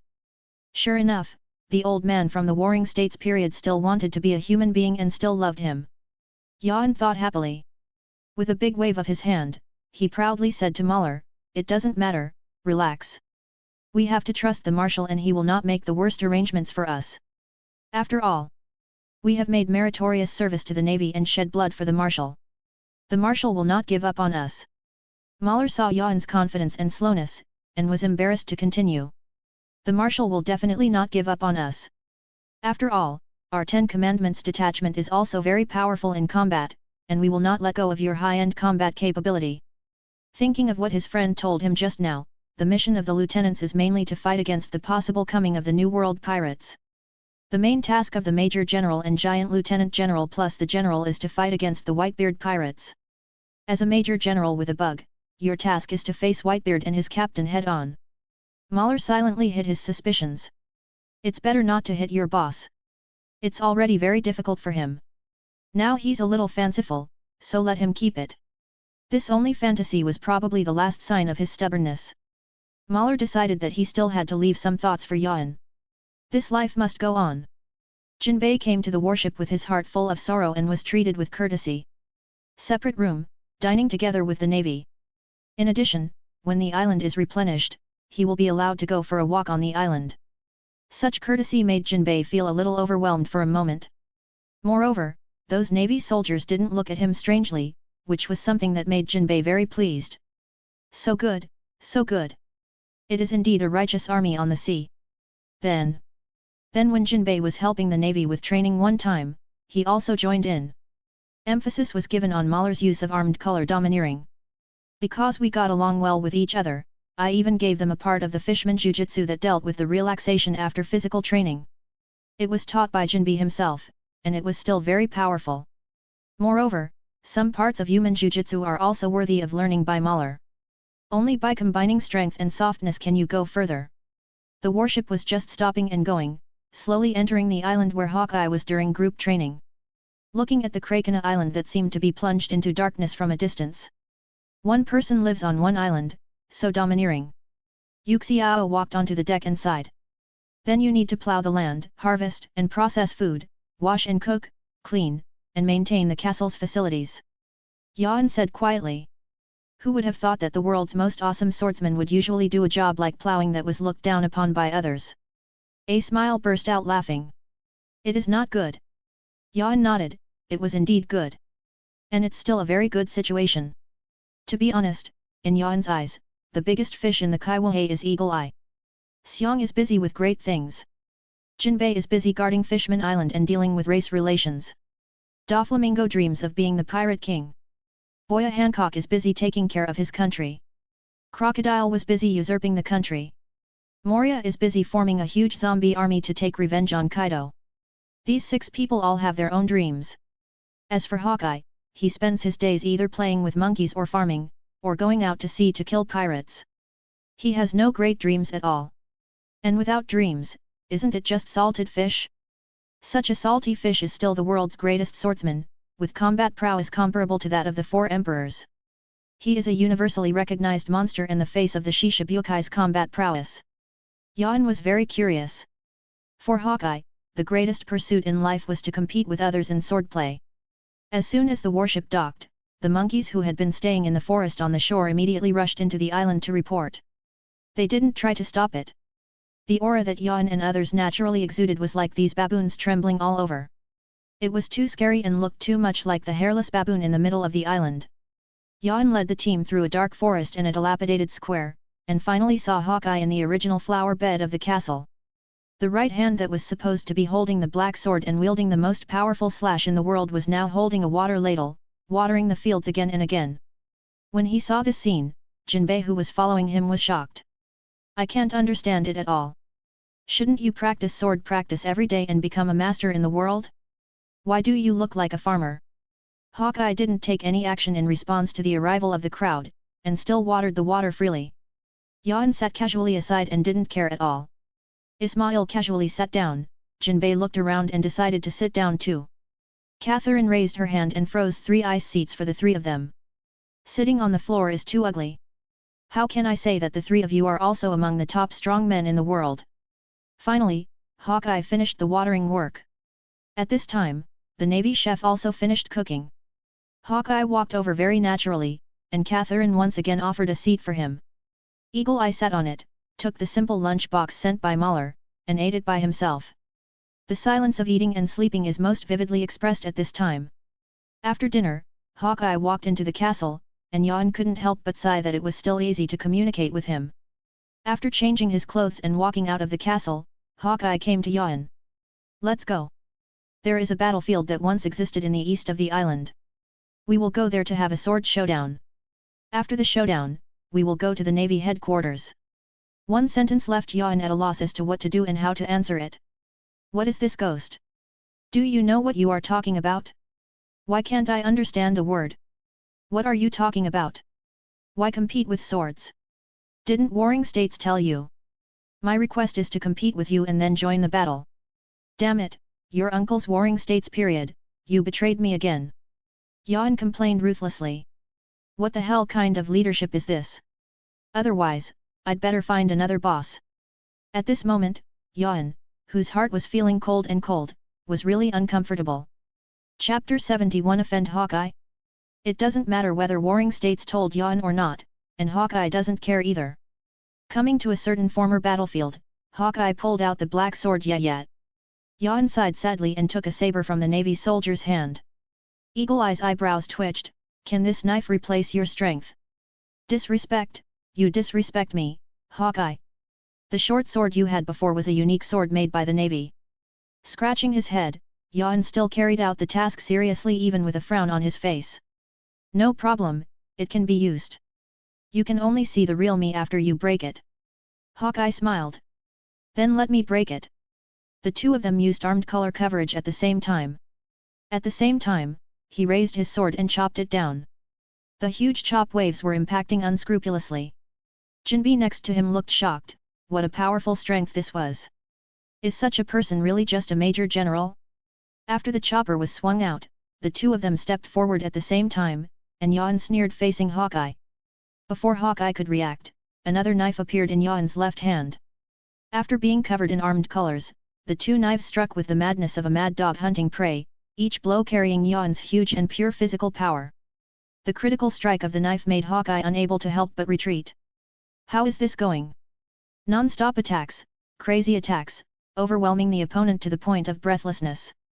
There is no sword energy, no slashing, and no other fancy attacks. It's just using your body strength to swing the sword in your hand, killing people with the sword, critical hits with the sword. If you don't take it, you have to cut something. Hawkeye wielded a black knife with impeccable ability. After almost being critically hit a few times in the early stages, Hawkeye used all his strength to start a head-on confrontation with Yuan. At the same time, every blow started to be done with all one's strength. Yuan's mad dog fighting style, using 2 knives to attack up and down, and swinging the 2 knives at extremely fast speeds, also brought great challenges to Hawkeye. As the 2 fight, the climax gradually approaches. The 2 adjusted their breathing and accumulated strength during the battle. By using the collision of their knives to bounce off the gap where they were swung again, the 2 of them accumulated huge strength and collided with each other. With this collision, Yuan's knife shattered. The 2 knives shattered at the same time. Hawkeye gasped for air, and Arwen shrugged and yawned. I lost. Hawkeye clicked his tongue. What kind of swordsmanship are you doing? Who did you learn from? Scratching his head, Yuan said with wandering eyes, I learned it from an old gentleman named Ange. He called this style of play the best in the world. I hope you can help me introduce the old gentleman. Hawkeye thought that Yuan's style of play just now must not be proficient yet. Some of the technical things were not thoroughly understood. It seemed that he had not learned it well. He really wanted to see that teacher Enger. He should be an expert in swordsmanship. If you can communicate with him, it will be of great help to your swordsmanship. Yuan didn't even think about it and said casually, Oh, Ange, you don't have to think about it, he should have died on the way to slay the dragon. Hawkeye didn't find it strange. Slay the dragon. Then no wonder his swordsmanship is so violent. It turns out he is from Wano country. If I have time another day, I must go to Wano country to pay a visit and look for the old gentleman. Yan has a big mouth, let me go, how do you understand it? I was just talking nonsense, and you actually believed it all? Your approach makes me very confused and I don't know how to answer the call. Hawkeye put away the knife and called Yan and others to go to marry Joa. On the way, Yan asked Hawkeye countless questions that the Seameese wanted to ask. My hawk, I heard you always go out in a coffin ship. Ah!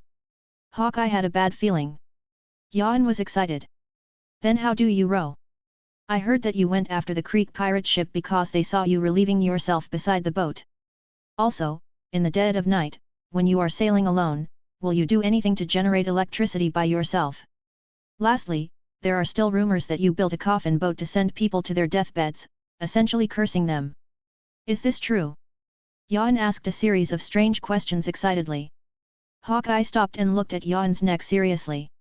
After the war is over, let's have a life and death sword fight. We will decide who is better and who will fight to the death. After saying that, Hawkeye strode forward. Yan was stunned and dumbfounded. I just asked the question that everyone wants to know. Why do you do this to me? It's not fair. My temper is so bad. It's really bad. Yan despised him. Just like this, he is still the world's greatest swordsman, and he has no measure at all. Look down on him. Brother Yan, whoever it was would be angry after hearing the questions you asked. Jinbei said to Yan seriously. He, Yan glanced at Jinbei. I just want to give the great Hymes the truth. Do you know what a great cause I am fighting for? Do you know how many people support every word I say and every question I raise? I am not struggling alone, there are countless people behind me supporting me. They are grateful to me across countless time and space. Regarding Yan, who was confused and angry, Catherine put her forehead on her head and shook her head. Her man could only accept his fate. When Yavin came to the warship, he found that Hawkeye was talking to Mahler and they were having a good time. As soon as Yan boarded the warship, Hawkeye came over. We still have to pick up Doflamingo. Mahler next to him signaled to Yan, it's done, let Hawkeye reject warring states, and we can return to the headquarters early. Yan immediately became excited and said excitedly. If you don't want to, you can immediately complain to Marshal Sengoku. We will go to Marigio immediately for a meeting, and then go to Marineland to prepare for the war. Hawkeye showed a smile. Although this smile was stiff and ugly, it was indeed a smile. It is rare and should be recorded. No, I can accept it. If you don't want to fight with me in a life and death sword fight, just go and ask Doflamingo the question you just asked me. When we have the meeting, we'll also ask the other Shishibukai members. This is a sending proposition. Mahler, who was behind Hawkeye, was dumbfounded. Pirate, you are actually a liar. Didn't you agree to file a complaint against the warring states marshal and ask us to send you to Marigio as soon as possible? Why did it suddenly become like this? What about your pride? Don't you think that taking a boat with others is an act of bargaining? Okay, no problem. It just so happens that I have a lot of questions that I want to ask them. Yan immediately showed an impassioned expression. He, Yan, is a hero, and he will find an answer to countless Hymes questions. In the end, he may die in this pursuit. But he has no regrets. Hawkeye also smiled with satisfaction. When all the Kibutai come together, they should be able to kill Yan. Really not bad. The Shishibukai really should join forces once. Chapter 72 Offending Doflamingo. When they came to the Red Earth continent, Yuxiao showed the two Shishibukai what bug abilities were. With the sword drawn out, the warship flew into the air and flew directly over the Red Earth continent. It was so awesome. Doesn't this mean that the naval fleet can cross the Red Earth continent on a large scale? Jinbei and Hawkeye were stunned. The Navy is full of talented people.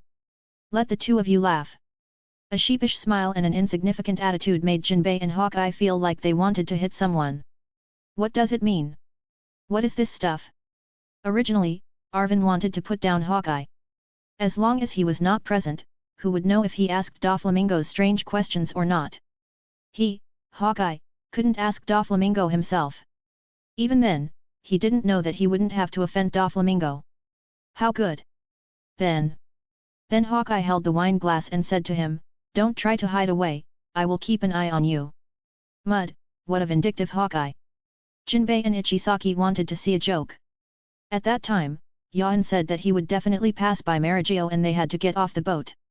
Hawkeye proposed to go to Fishman Island. Yuxiao said that he could make the ship fly across the Red Earth continent. Then Yan realized that he couldn't offend these powerful guys easily. They were all petty and not fun. And this group of people also like to go to the theater. Just like what Hawkeye said to Catherine at this time. I'll teach you swordsmanship. Catherine looked confused. Why? I want to train you so that when Yan does something wrong to you in the future, I can teach him a lesson as your master. And I can take advantage of him. Catherine was silent. Do you want me to sell my man in exchange for power? Yan said proudly, this is my woman, she will never make a profit by betraying me. We've been together for so long, I know her. No problem. She, Catherine, said no problem. Is this betrayal? This is not. Besides, Hawkeye is already older, so they have to respect the old and care for the young. Besides, you, Yan, are afraid that Hawkeye will deal with you, so you have long had the idea of bullying your wife buried in your heart. Don't you agree? When she thought of this, Catherine became angrier and angrier. That night, the entire warship heard Yan being scolded and questioned by Catherine, and also heard Catherine crying that she thought she married a good man, but this man actually wanted to bully her. It's so heartbreaking. Scumbag, scumbag, really not a good person. Everyone collectively despised Yan. Yan gritted his teeth and wanted to beat Hawkeye to death. You, the source of all evil, are all because of you. It's all your machinations that have shaken our relationship as husband and wife. Communicate with Doflamingo in advance. Get him ready. As he approached the kingdom of Dressrosa, Yuxiao asked his doubts. Can a pirate also be a king? Yes, but it must be a kingdom established by oneself. Doflamingo's situation is a special one. Yan yawned and said helplessly. Everyone around was confused. What kind of situation was this special? The founding emperor of Dressrosa is Doflamingo's ancestor. But for some reason, Doflamingo's ancestors handed over this kingdom to others and no longer control it. Then Doflamingo's family was completely ruined by his father. Doflamingo remembered that he still had a kingdom, so he came here to take back his country. Yan explained it in the most understandable way. Oh, he is a descendant of the 20 kings. Yuxiao said the answer casually. Jinbei and Hawkeye next to them stared wide-eyed. Can you talk about these things freely? Yan glanced at him and said, okay, I know this. The sound of squeaking kept ringing. Yan, Yuxiao, and others raised their heads and looked at the clouds in the sky. At some point, the clouds in the sky were sewn into a picture, motionless. Good workmanship. Yan couldn't help but sigh. Doflamingo is definitely the strongest one when it comes to fruit development. Stop the warship. Hawkeye ordered. Mahler looked at Yan, got the answer, and parked the warship here. Everyone looked in the direction of Dressrosa. I saw Doflamingo floating in the air like a magician, walking step by step, so impressive. Like a clown. Walking a tightrope. Hawkeye's merciless knife. Judging from his appearance, he was ready to draw out the Black Blade Knight and give it to Doflamingo at any time. But I have a very high level of prowess. It's really fun to show off. Yan still thinks Doflamingo can play. This appearance was awesome from the beginning. Use threads to connect the clouds in the sky, and step on the threads between the clouds from Dressrosa, walking step by step. It looks like walking on empty space. How arrogant. The line is so thin, I don't know if his feet will be cut off. Catherine cursed mercilessly. Smile and then be silent, there is someone in that castle watching us. Everyone understood instantly, and then looked at him with a smile and fear. Damn, you are also a monster. Can you see so far with your domineering power? Mahler silently took a step back, and Catherine thought she could try to retreat to stay safe. This world is really crazy. These guys are all monsters. Doflamingo seemed to sense the malice on the warship and rushed over quickly, jumping directly onto the warship. He smiled when he saw Hawkeye, Jinbei, and someone he didn't recognize. Phew phew phew phew phew phew phew, are we going to stop Whitebeard? This fighting power is really terrifying. Doflamingo glanced around and found that there were quite a few monsters. Arvin shrugged. No, Dover, long time no see. Yan smiled and said hello, with a very familiar expression. Doflamingo was very satisfied. Very good, did not betray me. That's good, very happy. He has a few questions for you. Hawkeye suddenly spoke. Doflamingo was confused. He had a question and asked me why it was you, Hawkeye, who asked it. Smiling awkwardly, Jan said that he didn't want to do this either, but the eagle's eyes were too focused. My hawk stared at Jan with his eagle eyes, looking forward to his questions and answers. Just ask. Doflamingo is ready to burst out with his overlord color and escape at any time. This ship can not only stop Whitebeard, kill him, but also destroy the kingdom of Dressrosa. After all, he knew that he had done all those deceptive things. That would be enough to shoot him 10 times. You used to wear a suit and now you wear a clown suit. Is it because you feel guilty for killing your brother with your own hands? I also heard that you never got married or had children because you missed a certain cotter before you. It is said that the two of you are very passionate. Then some people say that you are extremely proud on the surface. But in fact you are submissive in front of the general and the 4 emperors. They say that you are a loser who bullies the weak and fears the strong. After 3 questions, Hawkeye was satisfied and Jan was satisfied. Doflamingo was silent. He patted Jan on the shoulder and smiled. It's okay, it's all small things. This time I go to Marigio for a meeting. I will suggest that Sengoku let you assassinate Whitebeard. After all, you are a genius. Hawkeye's eyes flashed, this is good, this is a good suggestion. Chapter 73, Meet Whitebeard. After boarding the ship, Doflamingo felt that his outlook on life was shattered. First, the nervous Jan asked a series of ridiculous questions. The next thing he thought was that they were going to Marigio. As a result, Jan told him that they had to go to Impel Down first. Because Jinbei chose to prevent the war. When he heard the reason, Doflamingo, who had always felt that he had a good attitude, a high spirit, and the qualifications to be a king, was stunned. Is the Murloc next to me who is drinking wine, eating meat, sleeping in a single room, and playing sieve with a blind man going to Impel Down? If you didn't tell me, I would have thought he was a staunch supporter of the navy. Hearing the conversation between the two, Jinbei turned his head and smiled. Yes, I am going to Impel Down City. After thinking for a moment, Doflamingo laughed and said, Phew phew phew phew phew phew phew, I thought you were a simple person, but you turned out to be a sinister guy. By entering Impel City, you can avoid the war and protect yourself. In addition, the reason is to prevent the war. You have both loyalty and justice, Jinbei. Paired with Doflamingo's sinister laughter, these words instantly labeled Jinbei as a conspirator. Jinbei, who was playing with a sieve with Yuxiao, instantly crushed the sieve with his hand, stood up, and glared at Doflamingo who was sitting on the edge of the boat. I do things above board. The navy protected the Fishman Island and released the Fishman's crimes. Father Whitebeard once guarded Fishman Island and was very kind to us.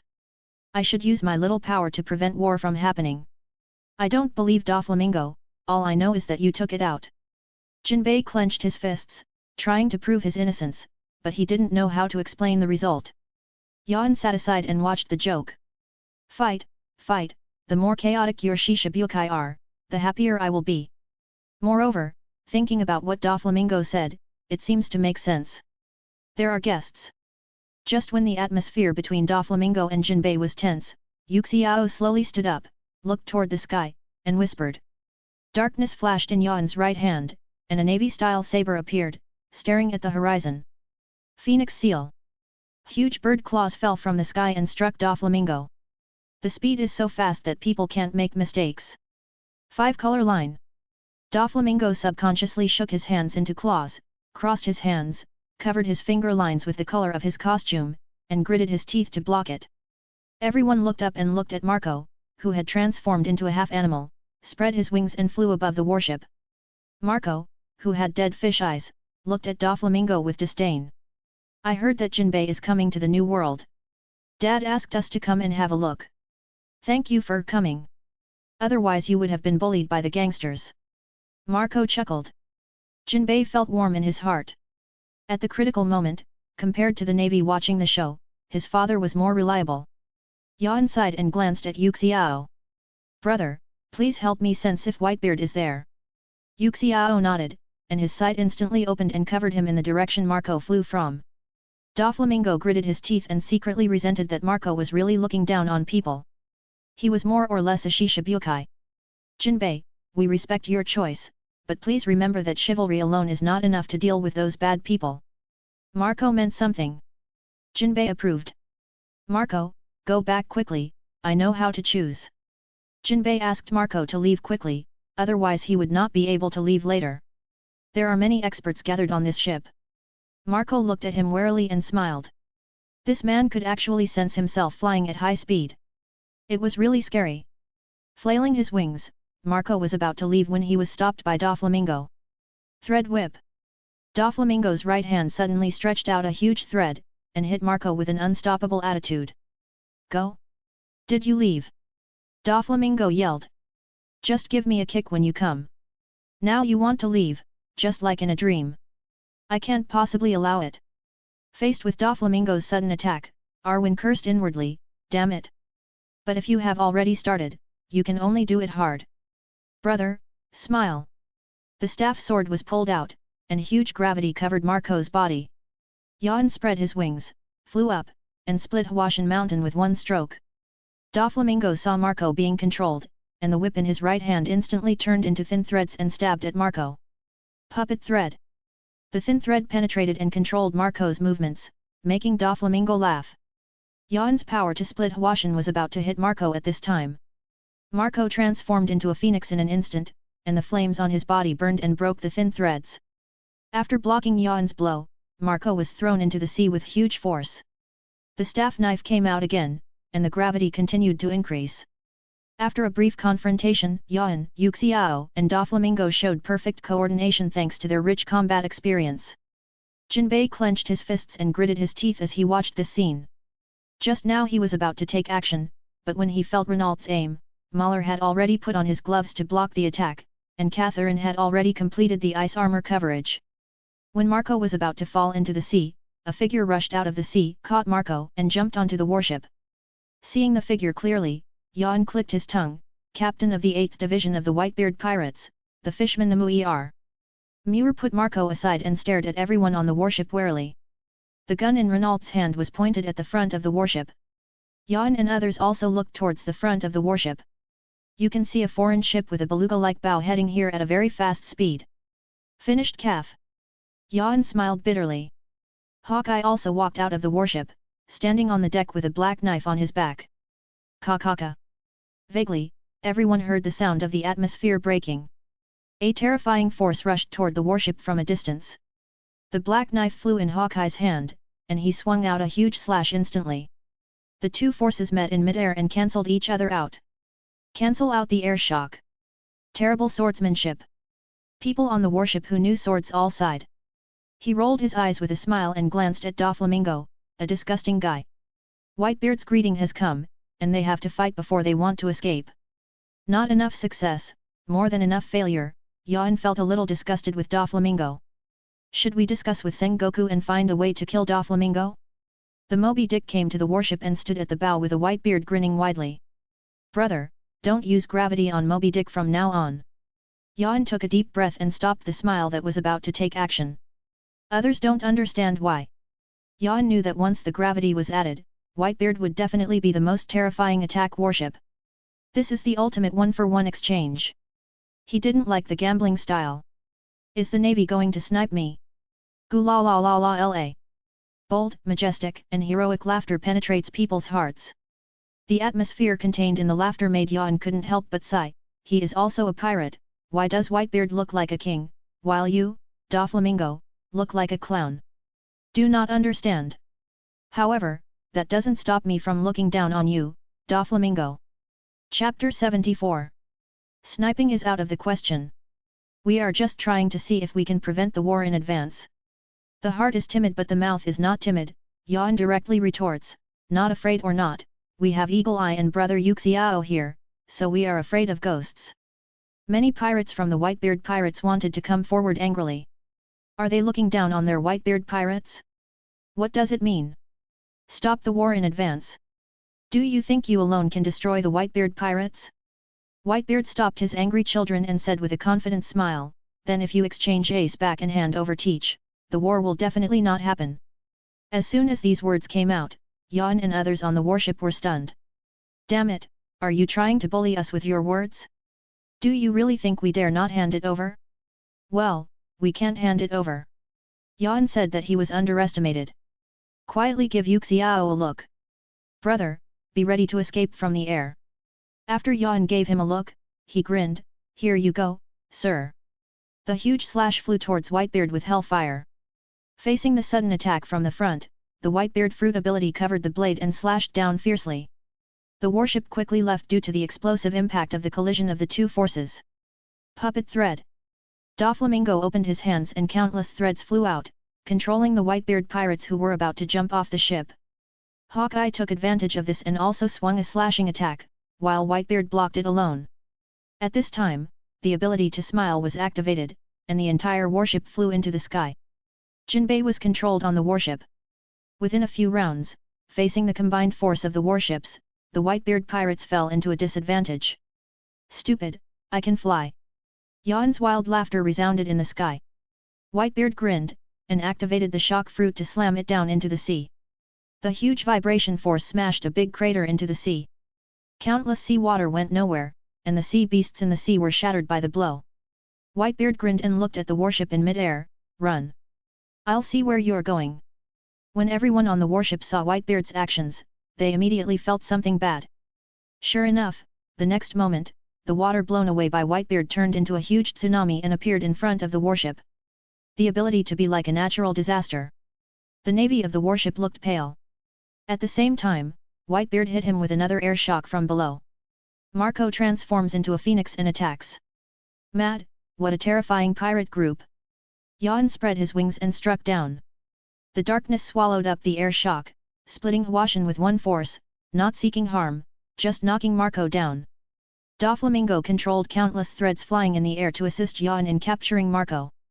Hawkeye held onto Black Blade Knight tightly, rushed towards the front of the warship, and swung countless slashes at the overwhelming tsunami, forcibly cutting into pieces the tsunami blocking the front. Yuxiao pulled out the staff sword and activated the fruit ability. Meteorite falls. Just as Whitebeard was about to attack again, he suddenly stopped and looked towards the horizon. Dozens of meteorites fell from the sky. Interesting. Hey, not afraid at all, Whitebeard charged up his Zhen fruit and punched the meteorite falling from the sky. The entire atmosphere was shattering visibly to the naked eye. The huge air shock wave shattered the meteorites into small pieces and flew around. In mid-air, Doflamingo's thread successfully penetrated Marco's body. Arwen seized the opportunity and slashed him back to the Moby Dick with a sharp knife. Take the opportunity to fly back to the warship and leave quickly. Mad, Whitebeard is too fierce, and the people under his command are also too strong. If there is a fight, they may really be defeated when the big ships under the name of the Whitebeard pirates arrive. The most important thing is that this is a new world, and the navy cannot project force quickly. Back on the warship, Doflamingo squatted aside and meditated. Hawkeye stood aside with a black knife on his back, Jinbei sat in the corner, Mahler accompanied him, smiled and started eating soba noodles again. Thank you for your help. Yan took the lead to break the deadlock.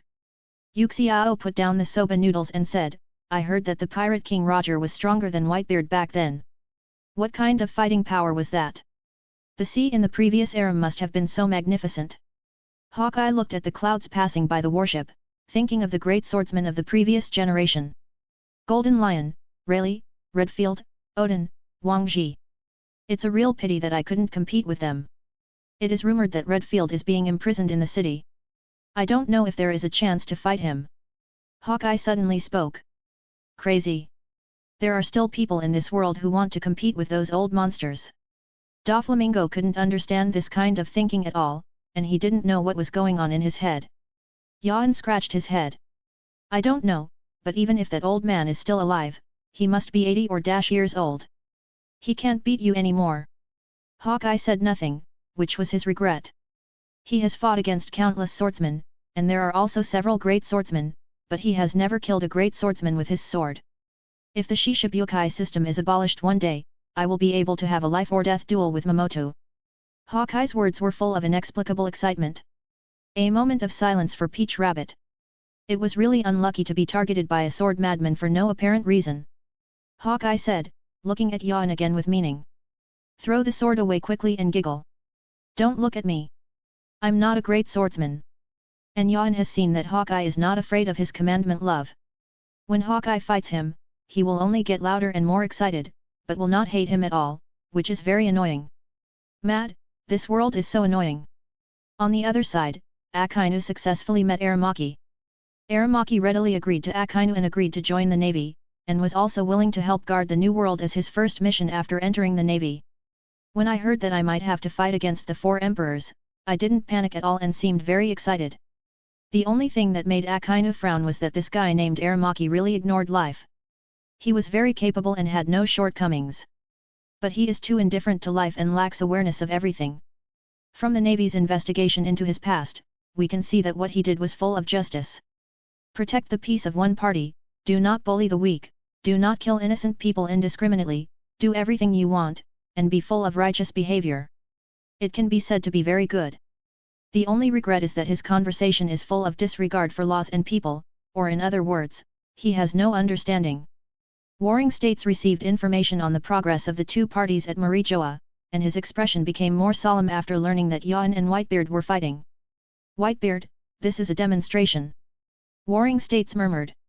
Garp next to him looked solemn. So I advise you to be careful even if you start a war. He is not an ordinary person. He is recognized as the number 1 in the world. Even I dare not say victory. Garp was filled with fear when he said this. He wasn't afraid of beating Roger. Roger's ability wasn't too scary. But Whitebeard's shock fruit is really distressing. The war must begin.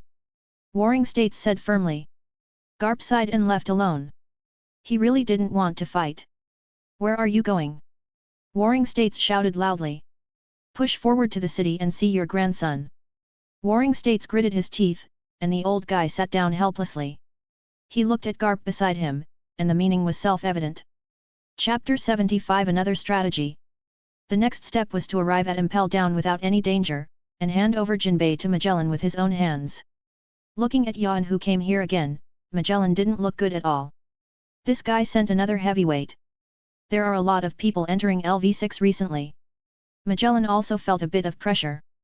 His confidence would also have waned were it not for the fact that his fruit overpowers almost everyone. Yuxiao wanted to get off the boat, but Yan stopped him. Brother, it's not the time yet. A smile instantly covered the entire Impel Down city, and then he restrained himself and said nothing.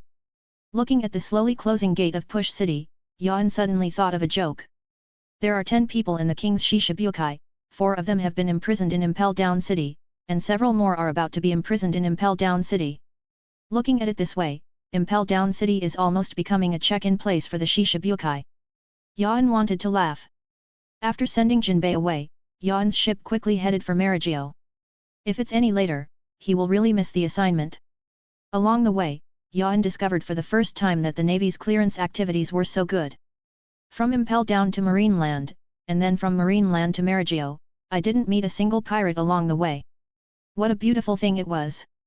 It was so happy and smooth. The happy Yan showed Catherine's palm and explained her future fortune, making Catherine giggle and feel very happy. Bang! Boom! Cannons sounded. When Yan heard the sound, he saw a desperate pirate ship approaching with a clamor. The shells came from them and were stopped by Renault. Come closer, hijack the warship, let the Navy take a look at our Black Pearl, and see how powerful I am, Captain Jack. Before Yan could react, the pirate ship appeared next to him in a strange manner. Yan and others carefully looked at the pirate ship that suddenly appeared. It was interesting. It was still far away just now, and now it suddenly appeared next to it. What kind of ability is this? The important thing is that there is not a single pirate on the deck, and the sounds they hear are coming from the deck.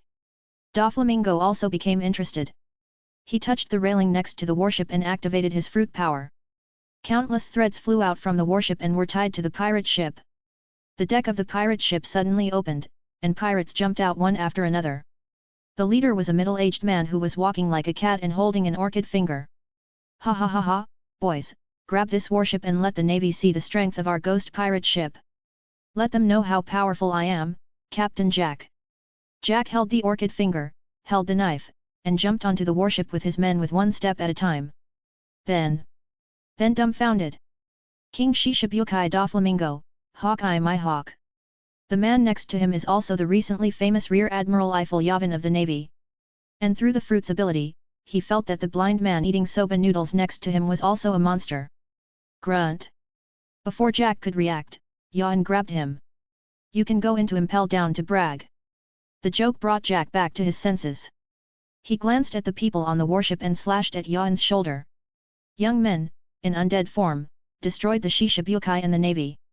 Jack roared, and the pirates he brought with him saw green light emitting from their bodies, a layer of skeleton armor appeared on their bodies, and their bodies became illusory. In addition, these pirates became faster and stronger.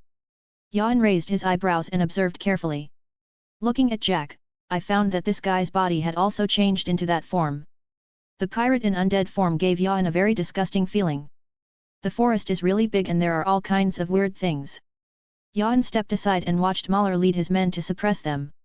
Seeing the right opportunity, Jack and his men jumped back to the pirate ship, activating their abilities to escape. Ghost ship form. Yavan watched helplessly as the pirate ship gradually dematerialized, and then was grabbed by Doflamingo's thread. Covered by his domineering force, the pirate ship could not complete the dematerialization. After seeing enough and having enough fun, Arvin gave Catherine a look. Catherine jumped onto the pirate ship and gently covered the pirate ship. Ice Age. Covered by ice. In just a few seconds, an iceberg appeared on the sea. Notify the nearby navy to come and receive it. It's another strange fruit. After completing the mission, continue to move towards Marie Joya. The journey to the conference hall was uneventful, and Warring States and he were already sitting here. Seeing Yavan and his party from a distance, Warring States got up from his chair. A little closer, Senguo ignored everyone and walked towards Yuxiao. That arrogant and disrespectful attitude made Hawkeye and Doflamingo unhappy. What the hell? The two of them found a place to sit down. Glancing at the conference hall where only Xiang and Mariah were present, especially since Mariah had a bandage on his head, Doflamingo laughed mockingly. The laughter was unpleasant, and made Sengoku tut in disdain. Pirates are pirates, and there is no unity at all. Warring States found a place for Yuxiao, turned to Yavan who wanted to leave and said. Yavan, you don't have to leave, just stay here. Looking around, Yavan made sure there was no one with the same name and pointed at himself. Warring States gritted his teeth, who else but you? Erlang raised his legs, and Doflamingo continued to taunt, you have something to say, or else hurry up and serve me some food. I'm hungry. The scum of the sea has no manners. Cursing secretly again, Sengoku was about to speak when Hawkeye interrupted, isn't there 7 people in the Shishibukai, your majesty? Why are there only 4 now? Asking questions knowingly, boy, you are looking for trouble. Warring States felt unhappy. It's all thanks to Momoto. If you were the world's greatest swordsman, why would you kill Hawkeye in the Shishibukai? How cool would it be if you just hacked him to death? Let Zifa teach Daotuo a lesson when he gets back. He didn't work hard enough, which made the navy passive now. Jinbei is unwilling to participate in the war and has already moved into Impel Down. Blackbeard will be here in a few days. Hancock is going to take a look at Fire Fist Ace. The crane next to him spoke. Yuxiao next to him listened quietly. He had already submitted his wishes, and Warring States also asked him to listen to this meeting, which was very interesting. The candidates for the Shishibukai have been collapsing one after another. If you cannot prove your strength in this war, then there is no need for the Shishibukai to exist anymore. The picture of the Warring States period is very clear. Humph. Doflamingo and Hawkeye were the first to get up and leave. There is no need to listen further. Xiang and Mariah also got up and left. Especially Moria, whose face is quite ugly. You are criticizing me. No, you are talking about me nakedly. After many Shishibukai left, Sengoku looked at Yuxiao. Mr. Yuxiao, you should have guessed some of the reasons why I asked you to participate in this meeting. Nod with a smile. I have traveled to many countries in the sea and witnessed many troubled times of pirates. I really don't want to see the existence of legal pirates like the Shishibukai. Warring States nodded, he didn't want to either. This is what I want to say. We speculate that Blackbeard will go to Impel Down City, which is why you are asked to guard Impel Down City. A smile shows understanding. For any illegal behavior, kill him and hold his head accountable to those above. Warring States said coldly. Really cruel, Yavan sighed. Chapter 76 Fast Forward. What a cruel sentence. This is Yuan's evaluation of the Warring States period. This is the motivation to stimulate a smile. Don't you want to disband the Shishibukai? Well. Then this time Blackbeard may cause trouble as a Shishibukai, and you will be responsible for killing those guys who push into the city. In this way, you will have made a huge contribution. We can also prove our strength to the world government and prove the Shishibukai wrong. If you can't get rid of it with a smile, then don't talk about it in the future. Anyway, it's just a sentence that stimulates laughter and exerts force. Yuxiao also heard what Warring States meant and agreed directly. Thank you Mr. Sengoku for the opportunity. Call a marine to take a rest with a smile. Warring States looked at Yuan again and said solemnly, we have incorporated your precepts, love into the war. Yuan scratched his head and smiled bitterly.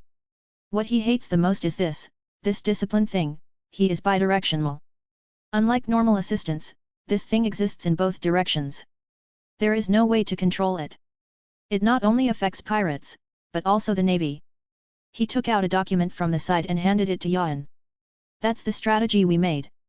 Yuan took it in confusion, his eyes widened for a moment, he raised his head in shock, and stammered, You are so awesome. The Navy's response to Arvin's commandment meta is clearly documented in the document. In Yuan's words, it means brainwashing the entire army. A strategy was implemented throughout the Navy participating in the war, and justice was brainwashed. Everyone has to crazily hint to themselves that they don't hate the Whitebeard pirates, they are just enforcing justice. With the word justice, suppress all negative emotions in your heart and participate in the war with the calmest attitude. How to say this way? Anyway, Yuan thinks it's awesome, awesome, awesome. But he really can do it. Suddenly, Yuan realized a problem. Mud, my biggest reason to avoid the war has been blocked. After all, the old man from the Warring States period really didn't love him and insisted on letting him join the war. Sigh. Arvin. When he lowered his head and thought wildly, Sengoku's voice rang in his ears. He raised his head and saw Senguo sitting opposite him. When confused, Warring States lowered his head, and Yuan saw the whiteness at the root of his hair. Raising his head again, Warring States smiled, patted Yuan on the shoulder, and said softly, I'm almost out of use of the hair dye you bought me. Next time you buy a gift to bribe me, get a new one. Warring States' figure moved further and further away, and his voice became smaller and smaller. Crane walked up to him and patted his shoulder as well. I prefer sweets. Remember to buy some the next time you go on a mission. Also, Rob Lookie is very useful. I think he can replace me. Come on. The crane's figure also moved further and further away, and its voice became smaller and smaller. Yuan rubbed his eyes, they seemed a little moist. What a ghost. You two old guys, one is about to retire, and the other is about to retire. You will soon have no power or position, and you still want me to bribe you. Get rough. Pooh. Yuan thought viciously and disdainfully. After sighing with disdain, the darkness in Yuan's body squeezed, and a bottle of hair dye disappeared silently into the world. As did a box of salty pastries from the New World. No one knows all these changes. Crane quickly catches up with Sengoku. Are you trying to train the next generation? The Warring States period kept pace. The long-term development of a force must not only depend on one generation. Smorg is already useless. No matter how hard he tries, he can only be an elite lieutenant general. Guarding one side is the limit. Kirby and the others haven't grown up yet, and Peach Rabbit and T-Dolphin can't carry them for a few years. In order to continue generations, Yuan and Thunderbolt Boy must grow up. You also have to make a name for yourself. Warring States said firmly. Crane nodded. This is true. I recall that when Kong was the marshal, during the Warring States period, Garp and Zifa were in their prime, fighting in all directions and suppressing the world. The three major generals among the younger generation are heroic and full of vitality. During the Warring States period, when he was a marshal, he had three great generals who dominated the world, and his reputation as invincible was known to the world. The younger generation has not grown up, and now it is natural to cultivate them. Otherwise, the Navy will give people a feeling of being unable to succeed after the glory of the three generals. That's not good. Now Warring States is trying to push Yuan up. Through this battle, let the world see what naval heritage is. The stronger we are, the more joining countries will be willing to believe in us. And I believe that justice will eventually prevail in the world. Warring States was full of self-confidence, a strength that never gave up. Yan also walked out of the conference room, and in the next moment, the sea entered a strange kind of peace. The pirates in the New World who were originally fighting for territory stopped fighting each other. Some existing forces in the first half of the Grand Line took action to stop the turbulence of the sea. People in the underground world also put transactions as far back as possible and no longer do crazy output. Unknowingly, the fleet led by 5 lieutenants entered Impel City and guarded it. With a naval force comparable to that of the demon-slaying order, coupled with the original strength of Impel Down City, and the presence of Magellan, it can be said that Impel Down City has the strength to resist any force's violent attack at this time. At the very least, they can hold on until reinforcements are sent from Marine Vondo to Impel Down. Yan also followed Warring States and others back to Marine Land, and officially began the deployment of naval forces. One by one, the generals received their tasks and began to move into their positions. Yan thought that Peach Rabbit and T-Dolphin would stay at the Navy headquarters and participate in the war together. It's a pity that the two of them were sent to Marijoya to represent the Navy. Aramaki was brought to the New World by Akainu, and Uxia followed the warship that received Yan to Impel Down City. Yan never expected that he would be sent to receive Ace again. A lone warship sailed towards Impel Down City. If it weren't for the smile, Yan felt that he should be afraid. If Whitebeard were to intercept and kill him on the way, and engage in a naval battle to seize the ship, he would be left with nothing to eat. When he saw Ace again, his whole body was filled with darkness. Jinbi told Ace everything, which filled him with guilt. This made Ace feel that everything was his fault. Let Mahler and Catherine take Ace onto the ship, while Yan and Yuxiao come face to face with Magellan. Magellan, this is Mr. Yuxiao. He will assist you in guarding the Impel Down City. After saying that, Yan left directly. 10 warships surrounded both sides of the Impel City, and 5 lieutenants also led the fleet to follow. Magellan chuckled and waved his hand to follow with a smile. Entering Impel Down City, Magellan stopped, turned around, and stared at the huge body with a smile. Seeing Yuxiao's fearless and calm expression, he slowly said, "Yuxiao, right. Ah. Since the Warring States Marshal, that Yan, respects you, you can stay here. Not in agreement? Rather than going in, it's better to stay here. The only exit of Impel Down City, guarded here, becomes the last fortress." Yuxiao is very satisfied with this arrangement. After Magellan finished his instructions, he walked alone to the depths of Impel Down City, where patches of venom filled the air. "Straw Hat, Blackbeard, you are looking for death." Anger surged wildly on Magellan's face. Push forward the city and cannot afford to lose again. If they continue to lose, the world government will really divide them under the jurisdiction of the Navy. The anger in Magellan's heart surged, and the poisonous dragon appeared behind him. No mercy was shown to prisoners who had escaped from prison. Poison Dragon Strangulation. Chapter 77. In the brightly lit laboratory, Xiang's tall figure was lying on the experimental table, and the machines were constantly being checked. Dr. Strange, who wears glasses, controls the machine and performs the final experiment. I also take notes from time to time. Not far away, Kizaru was drinking tea leisurely. "Dr. Vegapunk, please directly erase his consciousness this time. If we let him act randomly and let some pirates go, we really have no way to explain it," Kizaru said slowly and nonchalantly. Vegapunk wiped his sweat, came over, sat down next to Kizaru, and sighed. "I probably won't be conscious this time." Kizaru raised his eyebrows. "What do you mean he shouldn't? What our Navy needs is definitely not." Vegapunk seemed to know what he was thinking and shook his head. The brain is the most mysterious place of human beings. No one can say that it can be eradicated 100%. Kizaru poured him a cup of tea, the light in his eyes kept flickering, and no one knew what he was thinking. After drinking a pot of tea and taking the reshaped bear back to Malinvondo, Kizaru said nothing more to Vegapunk. In the laboratory, Vegapunk took out a piece of paper from his pocket with a series of phone numbers on it. "Private and encrypted. I heard that the Navy has a monster that can eavesdrop on phone bug messages. It seems that I need to research anti-eavesdropping technology first." Vegapunk muttered alone. "There are still so many monsters in the Navy, and the world government is still so strong. When will I be able to conduct experiments freely?" He likes to do experiments to transform nature and the world, but does not like the weapons experiments of the world government and Navy. In the prison of the warship, Yuan drove away all the navy and sat alone across from Ace. Fire Fist Ace, you really gave me a difficult problem.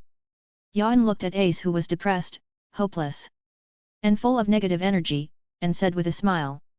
Ace raised his head, made an ugly expression, and did not answer. He was waiting for Yuan's next words.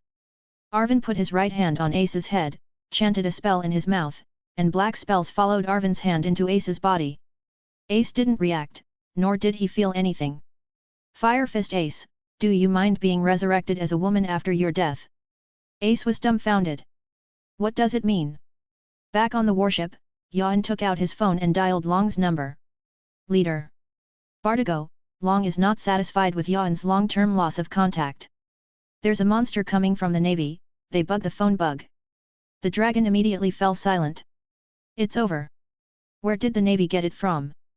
You can't instigate rebellion. That monster is Akainu's fanboy. The day was over, and Long felt depressed instantly. He recalled that when he was in the navy, Akainu acted like someone owed him 300 million. How could he have a fanboy? Should that monster see an ophthalmologist? I will give you a set of Revolutionary Army code words later. Long still didn't want to cut off the contact. But we still try to have as little contact as possible. Long was not in a good mood. Without the constant intelligence from Yuan, his next war would not be easy to fight. Yuan shrugged, he didn't care. Yuan, what do you think our Revolutionary Army should do next? Long looked in the direction of the East China Sea, blew the breeze, and asked what he thought. The development of the Revolutionary Army has reached a limit.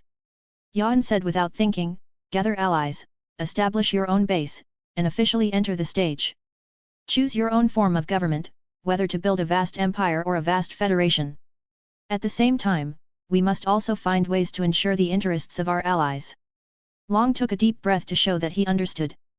Yuan, can you guarantee that Ace will not die? Chief, you are not posing a problem for me, you are testing the Navy's trust in me. Can? Yuan said softly. Long's eyes widened, how could it be possible? Would you mind having an extra goddaughter? A faint smile appeared on Yuan's lips. What do you mean? What is this ghost? I have a way to keep Fire Fist Ace alive, but he can never survive as Fire Fist Ace. I suggest changing your gender and identity. Long frowned. What's the reason you did this? Yuan's eyes were firm. The Navy cannot be allowed to lose one of its top combat capabilities. The Navy with Garp and the Navy without Garp are directly on two levels. In the original work, Garp knew that Kaido and Big Mom were teaming up, but he was not afraid, and his attitude was just like that, which can directly show the old man's strength. Moreover, with the old man in charge, Malinfando is really stable and everyone can rest assured. This time it was Long's turn to hesitate. Sighing, he pretended to be relaxed and said, just think of it as a gift from me to the old man. Bah, it's shameless. Yuan's face turned dark instantly. What the hell? I will find a way to contact Yvonne and let him send out female hormones, or even let him break out of prison now and take out Impel Down. Long made up his mind. Since Yuan had confidence, he was willing to believe it. And Ace is immortal, which is also a comfort to Garp and Luffy. Scratching his head, Yuan didn't know how to answer. It cannot be said that Ivankov has most likely met your son now and is leading his men to escape from prison on the premise of saving his life. And I have already thought about it, guessing that Ace is also your son, so be ready for war. After hanging up the phone, Yuan easily drove the warship towards the Navy headquarters.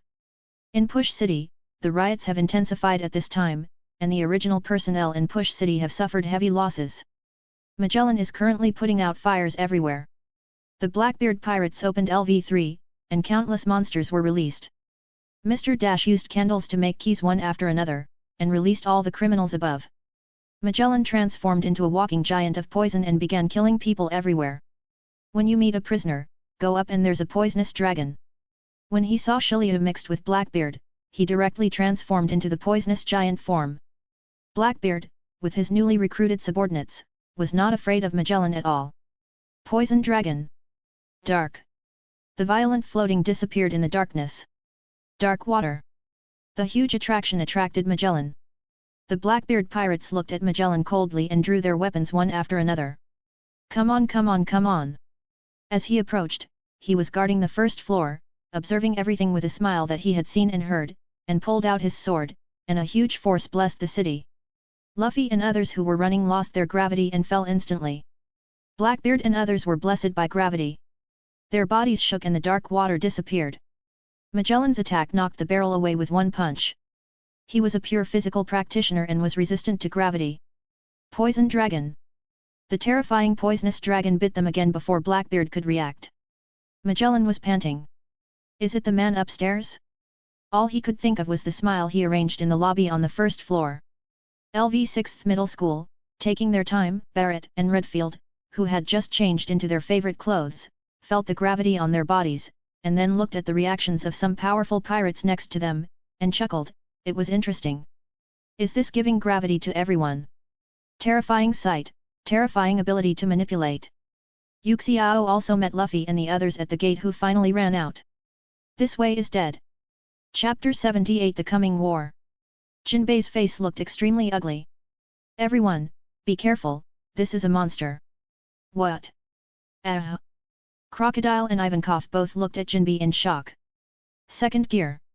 Luffy touched the bottom with one fist, steam erupted, and he stared at Fujitora with firm eyes. Uncle, get away quickly, I don't want to hurt you. He rushed toward Fujitora with a quick punch, and then, quickly flew back. Gravity Knife, Tiger. The tiger-shaped sword energy mixed with gravity knocked Luffy back hard. Jinbei caught Luffy and flew backwards with a huge force. It kept sliding into huge ravines on the ground. Crocodile looked solemn, and Ivankov clenched his fists. What kind of monster is this? Even if Luffy is not strong, he is not something ordinary people can easily deal with. And even Jinbei couldn't catch the huge power of the opponent's casual sword. This is a bit too crazy. Go together. Death Wink. Shalan. Bucky Bomb. Behead quickly. Rubber Pistol. Murloc Karate. You can't talk about martial ethics. You absolutely can't talk about martial ethics. Those who participated in the siege at least had enough vision. They can all see that this is a terrifying existence. Gravity Hell Brigade. The rewinding gravity field swept out unscrupulously with Fujitora at the center, knocking away the besieging people. Underneath Impel City, Blackbeard and others were also frantically besieging Magellan. It's a pity that Magellan's fruit was too buggy, and coupled with its terrifying physical quality, he couldn't win it for a while. Until Barrett and Redfield showed up. The two of them joined the siege together, and the situation in Impel Down City changed. In the dark hell, Magellan panted and looked at Blackbeard and the others. Blackbeard forced himself to stand up, his eyes full of ambition, staring at Magellan fiercely. I won't fall down here. Dark water. Magellan also stood up and roared, on the reputation of being the strongest in Impel Down, I will suppress you here. Poison Dragon. The overwhelming poisonous dragon pressed towards the darkness. There was a whoosh. A bomb shattered the poisonous dragon at great speed. When Magellan was shocked, a sword flashed. An old man in a formal suit and holding an umbrella stood behind Magellan. Behind Blackbeard and the others, Barrett, who had changed into the clothes for pushing forward the city, also walked out. Magellan tried to stand up, but was kicked away by Barrett. At the same time, some figures emerged one after another. What they have in common is that they all exude a terrifying aura.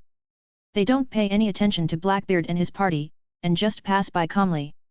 Faced with the idiosyncratic behavior of these people, Blackbeard and his party also stayed away from each other. Don't want to get involved. Ha ha ha ha, thief, what a terrifying momentum. He pulled out the bottle of wine from his waist and took a sip. Blackbeard laughed. Yuxiao, who had been dueling with Luffy and his party, frowned fiercely, paused in his movements, and Mr. One, who participated in the siege, took the opportunity to stand up. The arm turned into a sharp blade and was chopped down hard. Yuxiao pulled out the cane knife completely in his hand and slashed with one blow. Gravity Knife, Tiger. The tiger with full power directly knocked Mr. One away. Gravity Hell Brigade. A smile once again set off a chaotic gravity field, knocking Luffy and his party away. Luffy even hit Bucky hard, who had already withdrawn from the siege. Bucky. A voice of doubt and certainty came from the depths of Impel Down City. Barrett, Redfield and a group of maverick LV6 criminals appeared with smiles. A group of people showed no intention of running away and just gathered around Yuxiao. The gravity just now was you. Barrett couldn't help but smile. He felt a terrifying aura from Yu Xiao. His eyes rolled with a smile and glanced at the many criminals. I owe you all the credit for my first achievement after joining the Navy. Arrogant. It was the first time that Barrett met someone crazier than himself. You are taking credit for us. Your words mean that you can decide our life and death at will. The battle was about to break out. Luffy wanted to step forward, but Ivankov grabbed him by the collar and told his men to run away. What are you on? Didn't you see those monsters? Little Ivan, why are you running? Crocodile chuckled. Luffy, we have to save Ace. Jinbe caught up and quickly comforted him.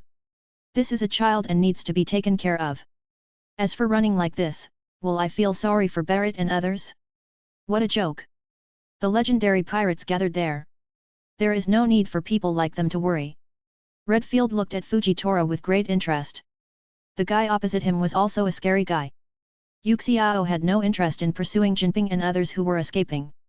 Compared with the credit for arresting them, the credit for solving Barrett and others is greater. Gravity Hell Brigade. A terrifying gravity burst out, and the entire Impel City shook.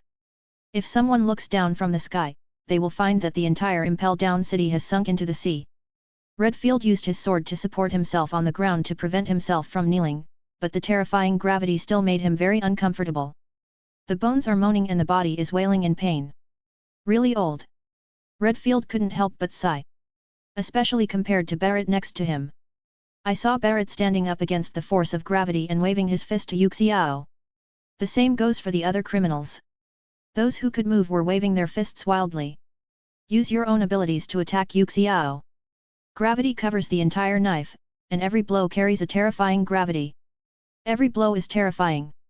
Just the terrifying storm caused by the swing of the knife can shatter the rocky ground. Barrett's fists were covered in color and he charged forward excitedly. He likes this feeling of fisting to the flesh. At the same time, Malinfando also entered a state of preparation for war. Arwen officially leads Ace to Malinfando. After handing Ace over to the Navy responsible for transporting each other, Yaon and Sengoku looked at each other, glanced at Garp behind Sengoku, shrugged, and led the detachment away.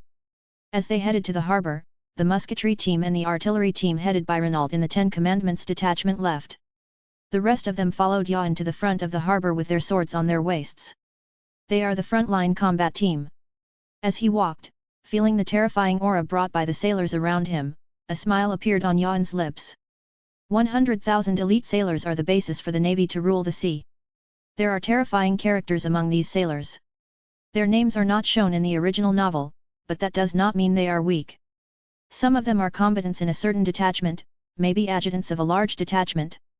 Some of them are school officers from various branches, as well as detachment officers. No matter what it is, those who appear here are the elites of the Navy. Next, Sengoku announced Ace's identity and explained the meaning of war to the people in the simplest terms. Yaon stared at the positions of the three generals. Sure enough, the blue pheasant, whom I hadn't seen for a long time, didn't raise its legs in line with the formation. Chapter 79 Start. I really want to break it up for him. Yaon was not given too much time to think. Soon, there was a report from the Navy, and the door of justice was opened. It's really crazy. Standing at the front, Yaon's outstanding forces have already seen the large pirate fleet swarming outside. Mahler looked around and chuckled, this is fun, no one knows where Whitebeard will come out. We lost when we went out to play. Catherine didn't know what this meant. Yaon shrugged and said casually, it's okay. In the face of absolute strength, even taking advantage of every step is useless. Mahler was not talking either. Yaon stared at the sea in the harbor, and a huge shadow emerged. 1 ship, 2 ships, 3 ships, 4 ships. The headquarters of the Whitebeard pirates broke through directly into the harbor. The captain of the Whitebeard pirates led the pirates to cheer loudly on the Moby Dick, and they were extremely arrogant. Commandment, kindness. Yaon stepped forward and for the first time began to actively activate the discipline, turning it on to the maximum. Not one of the pirates on Moby Dick collapsed. As expected, Whitebeard also had similar methods that warring states could think of. Steady footsteps sounded unhurriedly. Whitebeard was wearing a large cloak, holding a broadsword, and walked up with a smile on his face. Take care of yourself, the war is about to begin. After Yuan saw Whitebeard appear and the atmosphere of the entire battlefield became depressed, he took a deep breath, spread his wings, and flew into the sky. 6 secrets, Hell Flame, Chaos and Prosperity. Whitebeard grinned and looked at Yuan, who was pointing his hands clasped in mid-air, and one hell flower after another appeared beside him. The Dark Kid is the ace you captured. Whitebeard clenched his sword tightly, covering it with the power of the shock fruit. Chaotic Prosperity, Explosion. The beautiful hell flower slowly opened, and the petals fell towards Whitebeard. Fancy stuff. The broadsword swung down, directly cutting the air, and the huge air vibrated, blowing the hell flowers away. Isn't this too weak? The people watching thought in confusion. The blown petals fell on the sea and exploded instantly, making big craters one after another in the calm sea. People watching the war swallowed like crazy, like monsters. Whitebeard then punched Yuan in mid-air. Taking advantage of the situation, Yuan turned around and landed on the execution platform. Sengoku glanced at him. Well done. How did he know it was me who captured Ace? Senguo's expression remained unchanged. The news headline a week ago was that Eiffel Arwen, the naval god of war who had guarded the East China Sea for 5 years, returned to capture Fire Fist Ace, the captain of the second team of the Whitebeard Pirates, on the Grand Line. Good plan. No wonder the Warring States period asked him to take action first. There was a reason for this. People who watched the war through the phone bug became excited. Is this god of war really scary? Moreover, the god of war is so young, so he will be able to protect the sea for decades in the future. I am really happy. The kings of the participating countries calculated the national strength of their countries and began to think about whether to increase military expenditures for the navy at the next World Conference. Whitebeard is still smiling. He knows Yuan's commandment, kindness, so naturally he will not get angry easily. Just like in the original work, Whitebeard still caused a huge tsunami. Yuan looked at the huge tsunamis emerging on both sides of Malinfando and couldn't help but swallow his saliva. Terrible. The tsunami surrounding the entire marine land can be triggered at any time. With such strength, it is worthy of a monster that has been roaming the sea for 40 years. Aoki jumped up and froze the tsunami in mid-air. Those few seconds froze tsunami's strength and excited the navy's morale. We still have 3 generals sitting in charge, so don't be afraid. Then Ching Pheasant gave Whitebeard several big and thick ice spears just like in the original work. Whitebeard smashed it to pieces with one punch. Not at all. When the blue pheasant freezes all the sea surface, the war officially breaks out. The Whitebeard pirates, led by their captain, rushed to the execution platform. Mahler and Catherine begin their mission.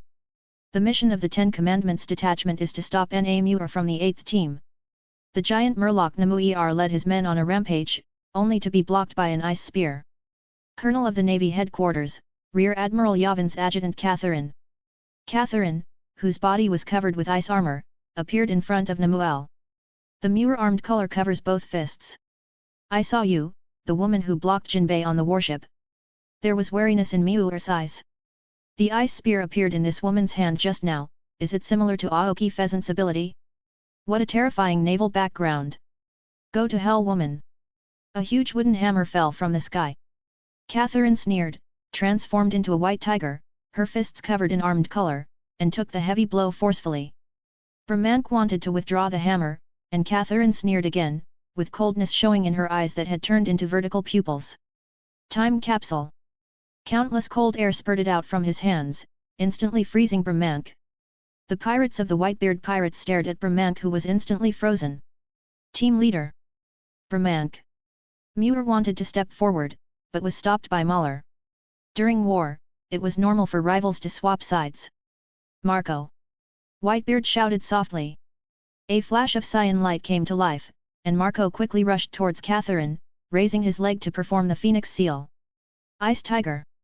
The ice tiger that came out instantly was kicked to pieces by Marco, and Catherine quickly retreated. Thanks to the tenacious vitality and rapid recovery of the animal system, Mahler forced Muir back with a punch, and also retreated quickly. The green flames on Marco's body quickly burned toward Brahmank. Catherine transformed into a human again and stared at Marco. Mud, aren't you an auxiliary talent? Why is it so scary to use your hands? Why don't you go up? Warring States asked Yuan, who was standing next to him. Shrugging, Yuan lowered his head and looked at Hawkeye, who had jumped up. The king versus king's hedging has not ended yet, how can it end rashly? Their navy has foreign aid in this war.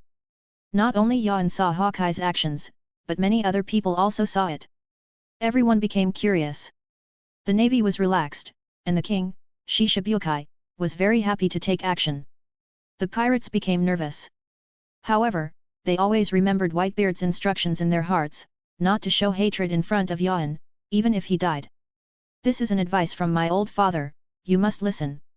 They are all good children who listen to their father. Disobedient bad boys like Ace need their rescue now. There is no move name, it's just a flat A. Everyone in the path was chopped into pieces. The huge slash hit Whitebeard close to the ground. After striking out, Hawkeye calmly put away the knife. With his excellent eyesight, he had already seen a man covered in diamonds standing in the way of the attack. Diamonds are a bit troublesome to cut. Hawkeye retreated silently, not taking any action. Chapter 80 Reasons. After receiving Hawkeye's blow forcefully, Jaws began to feel tired. The world's greatest swordsman's slashes are not that easy to catch. At least, he is not as charging as others seem to be. After Hawkeye retreated, Kizaru appeared in the sky with a flash of light. 8-foot Kyangu Jade. Lazy sounds echoed in the air, and light bullets that were restricted within 2 meters of Whitebeard's body flew down rapidly. The Whitebeard pirates did not come back for reinforcements.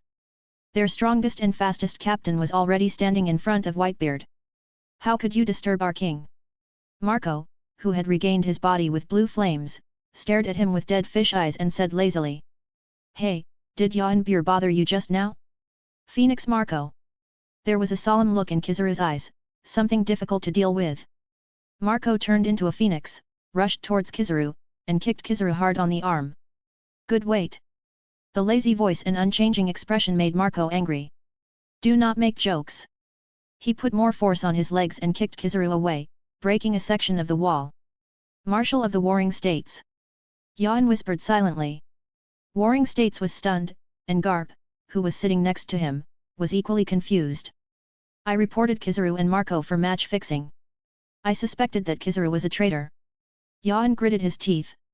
Marco used his ultimate move just now to hit Catherine, but he didn't use it to kick Kizaru. This guy is cheating. Warring States clenched his fists. Are you fucking blind? You didn't see him even use his haki when he beat Kizaru. Hey, do you want to sue me to get me to step down, and then take the position yourself? Kizaru's lazy voice sounded below the execution platform, and at some point, Kizaru came back again. It's scary. Yan gave him a hard look. The old bastard who is fixing matches. Why are you pretending? When you get old and lie on the medical bed in the headquarters and can't get out, I will definitely let you live in an 8-bedroom and listen to the people next to you moaning in pain every night and torture you to death. Yan thought maliciously. He hates people who fix matches the most. You are all cheating, so I have to try my best. During the conversation, Jaws threw a huge ice block over. Seeing the ice getting closer and closer, Yan's head twitched and he suddenly said, Marshal Warring States, let's run, let this ice block kill Ace. Then the Whitebeard pirates will definitely feel hatred, and then lose their power under the commandment, love, and we can pick up the slack. Yan felt that he was so smart. Warring States' eyes filled with murderous intent frightened Yan. He silently flew to the path where the ice must pass, and raised his right hand. When the ice cube was attached, he said lightly, full counterattack. The huge reaction force shattered the ice into slag. Enter killing mode, Yan. Warring States calmly ordered. The commandment, loving kindness must be used. In order to make the Whitebeard pirates hate them, the killing mode must be turned on. It wasn't just Sengoku who had the same idea, but also Whitebeard. And Whitebeard was even more ruthless, he directly targeted the 10 Commandments detachment. At some point, Mahler and Catherine were surrounded by 4 people, Namur, Bramank, Cleo, and Harta. Very horrible. When Yan was about to go to the rescue, a burst of smoke flew over. White Snake Raid. Smog stopped Halter with his 10 hands. The Warring States period pushes up the glasses. On the battlefield, there is a lot to do. Whitebeard also looked at Warring States. Come on, Sengoku, let me see what other tricks you have. One major general after another was fighting on the frontal battlefield. Several giant lieutenants also began to go to the battlefield, using their huge bodies and huge weapons to clean up the pirates. The lieutenants have collectively led a team to block the captains of the large fleet, and the people gathered there are all strong. Sparkle Diamond. Phoenix Seal. One hit Mahler and the other kicked Catherine. Two guys, shamelessly playing sneak attack. The two people who had not yet reacted were instantly knocked away and landed on the ice, with traces of blood appearing on the corners of their mouths. Shining Impact. Jose walked on short legs and turned his upper body into a diamond, trying to kill them all with one blow. Yan flew at full speed and stood in front of Jose, looking lazy and without any energy. You will be the same as the ice cube you were just now. Full counterattack. The huge impact was all returned to Jose. Wow! A mouthful of blood spurted out. Several captains gathered around, eager to try Yan. Marco shot a ball of fire into Jose's body. Physical attacks are useless. One glance at Yan's abilities revealed that Marco was indeed a monster. Khalil, you stay, you go and call Izzo, and the three of us will come together. Yan looked at the two people left behind with cold eyes. A glimpse of Catherine and Mahler. Mahler and Jinbi have learned how to use armed colors, which is fine at this point. Catherine's body was always protected by a layer of ice armor, and she did not suffer too many injuries. Get back, these captains are monsters. Yan never suggested that the two of them get too far forward. Marco and the others didn't care about the two people who retreated. The two men also surrounded Yan, which proved that they were targeting Yan. If we don't kill you, our hearts will not be clear. Marco roared angrily, his fists burning with flames, and he rushed towards Yan. Khalil took aim with both guns. Puppet thread. Countless threads fell from the sky. Rose dance. The light of the rotating knife flashed, and the threads all over the sky were cut off. Baista stopped in front of Doflamingo. Yan took a look. Sure enough, this guy was useless at work. He was a little moved when he heard the puppet thread just now, but now, he is not moved at all. Go away, Baista stopped you, you are indeed fishing in troubled waters. Yan took a deep breath and pulled out the short sword Bai Feng from his waist. It is the best knife among large and fast knives. As for the source, it is one of the collections of the Navy headquarters. When he got this knife, Yan had the feeling that the Navy was really rich and powerful. Dakui Deo, as long as you reach this level, you will have enough credit. Faced with Marco's quick punch, Yavin smiled ferociously, hit it hard with his chest, grabbed his arm with his left hand, and in Marco's horrified eyes, stabbed the knife into his heart, turned it sharply, and then pulled it out. He kicked him away. Then turned around and slashed at Curiel with his sword, cutting off the bullets and forcing Curiel to retreat. Then he spread his wings and ran, retreating directly. A small hole was burned out of his chest by Marco's blue flames. Yan couldn't help sweating from his forehead. It hurt.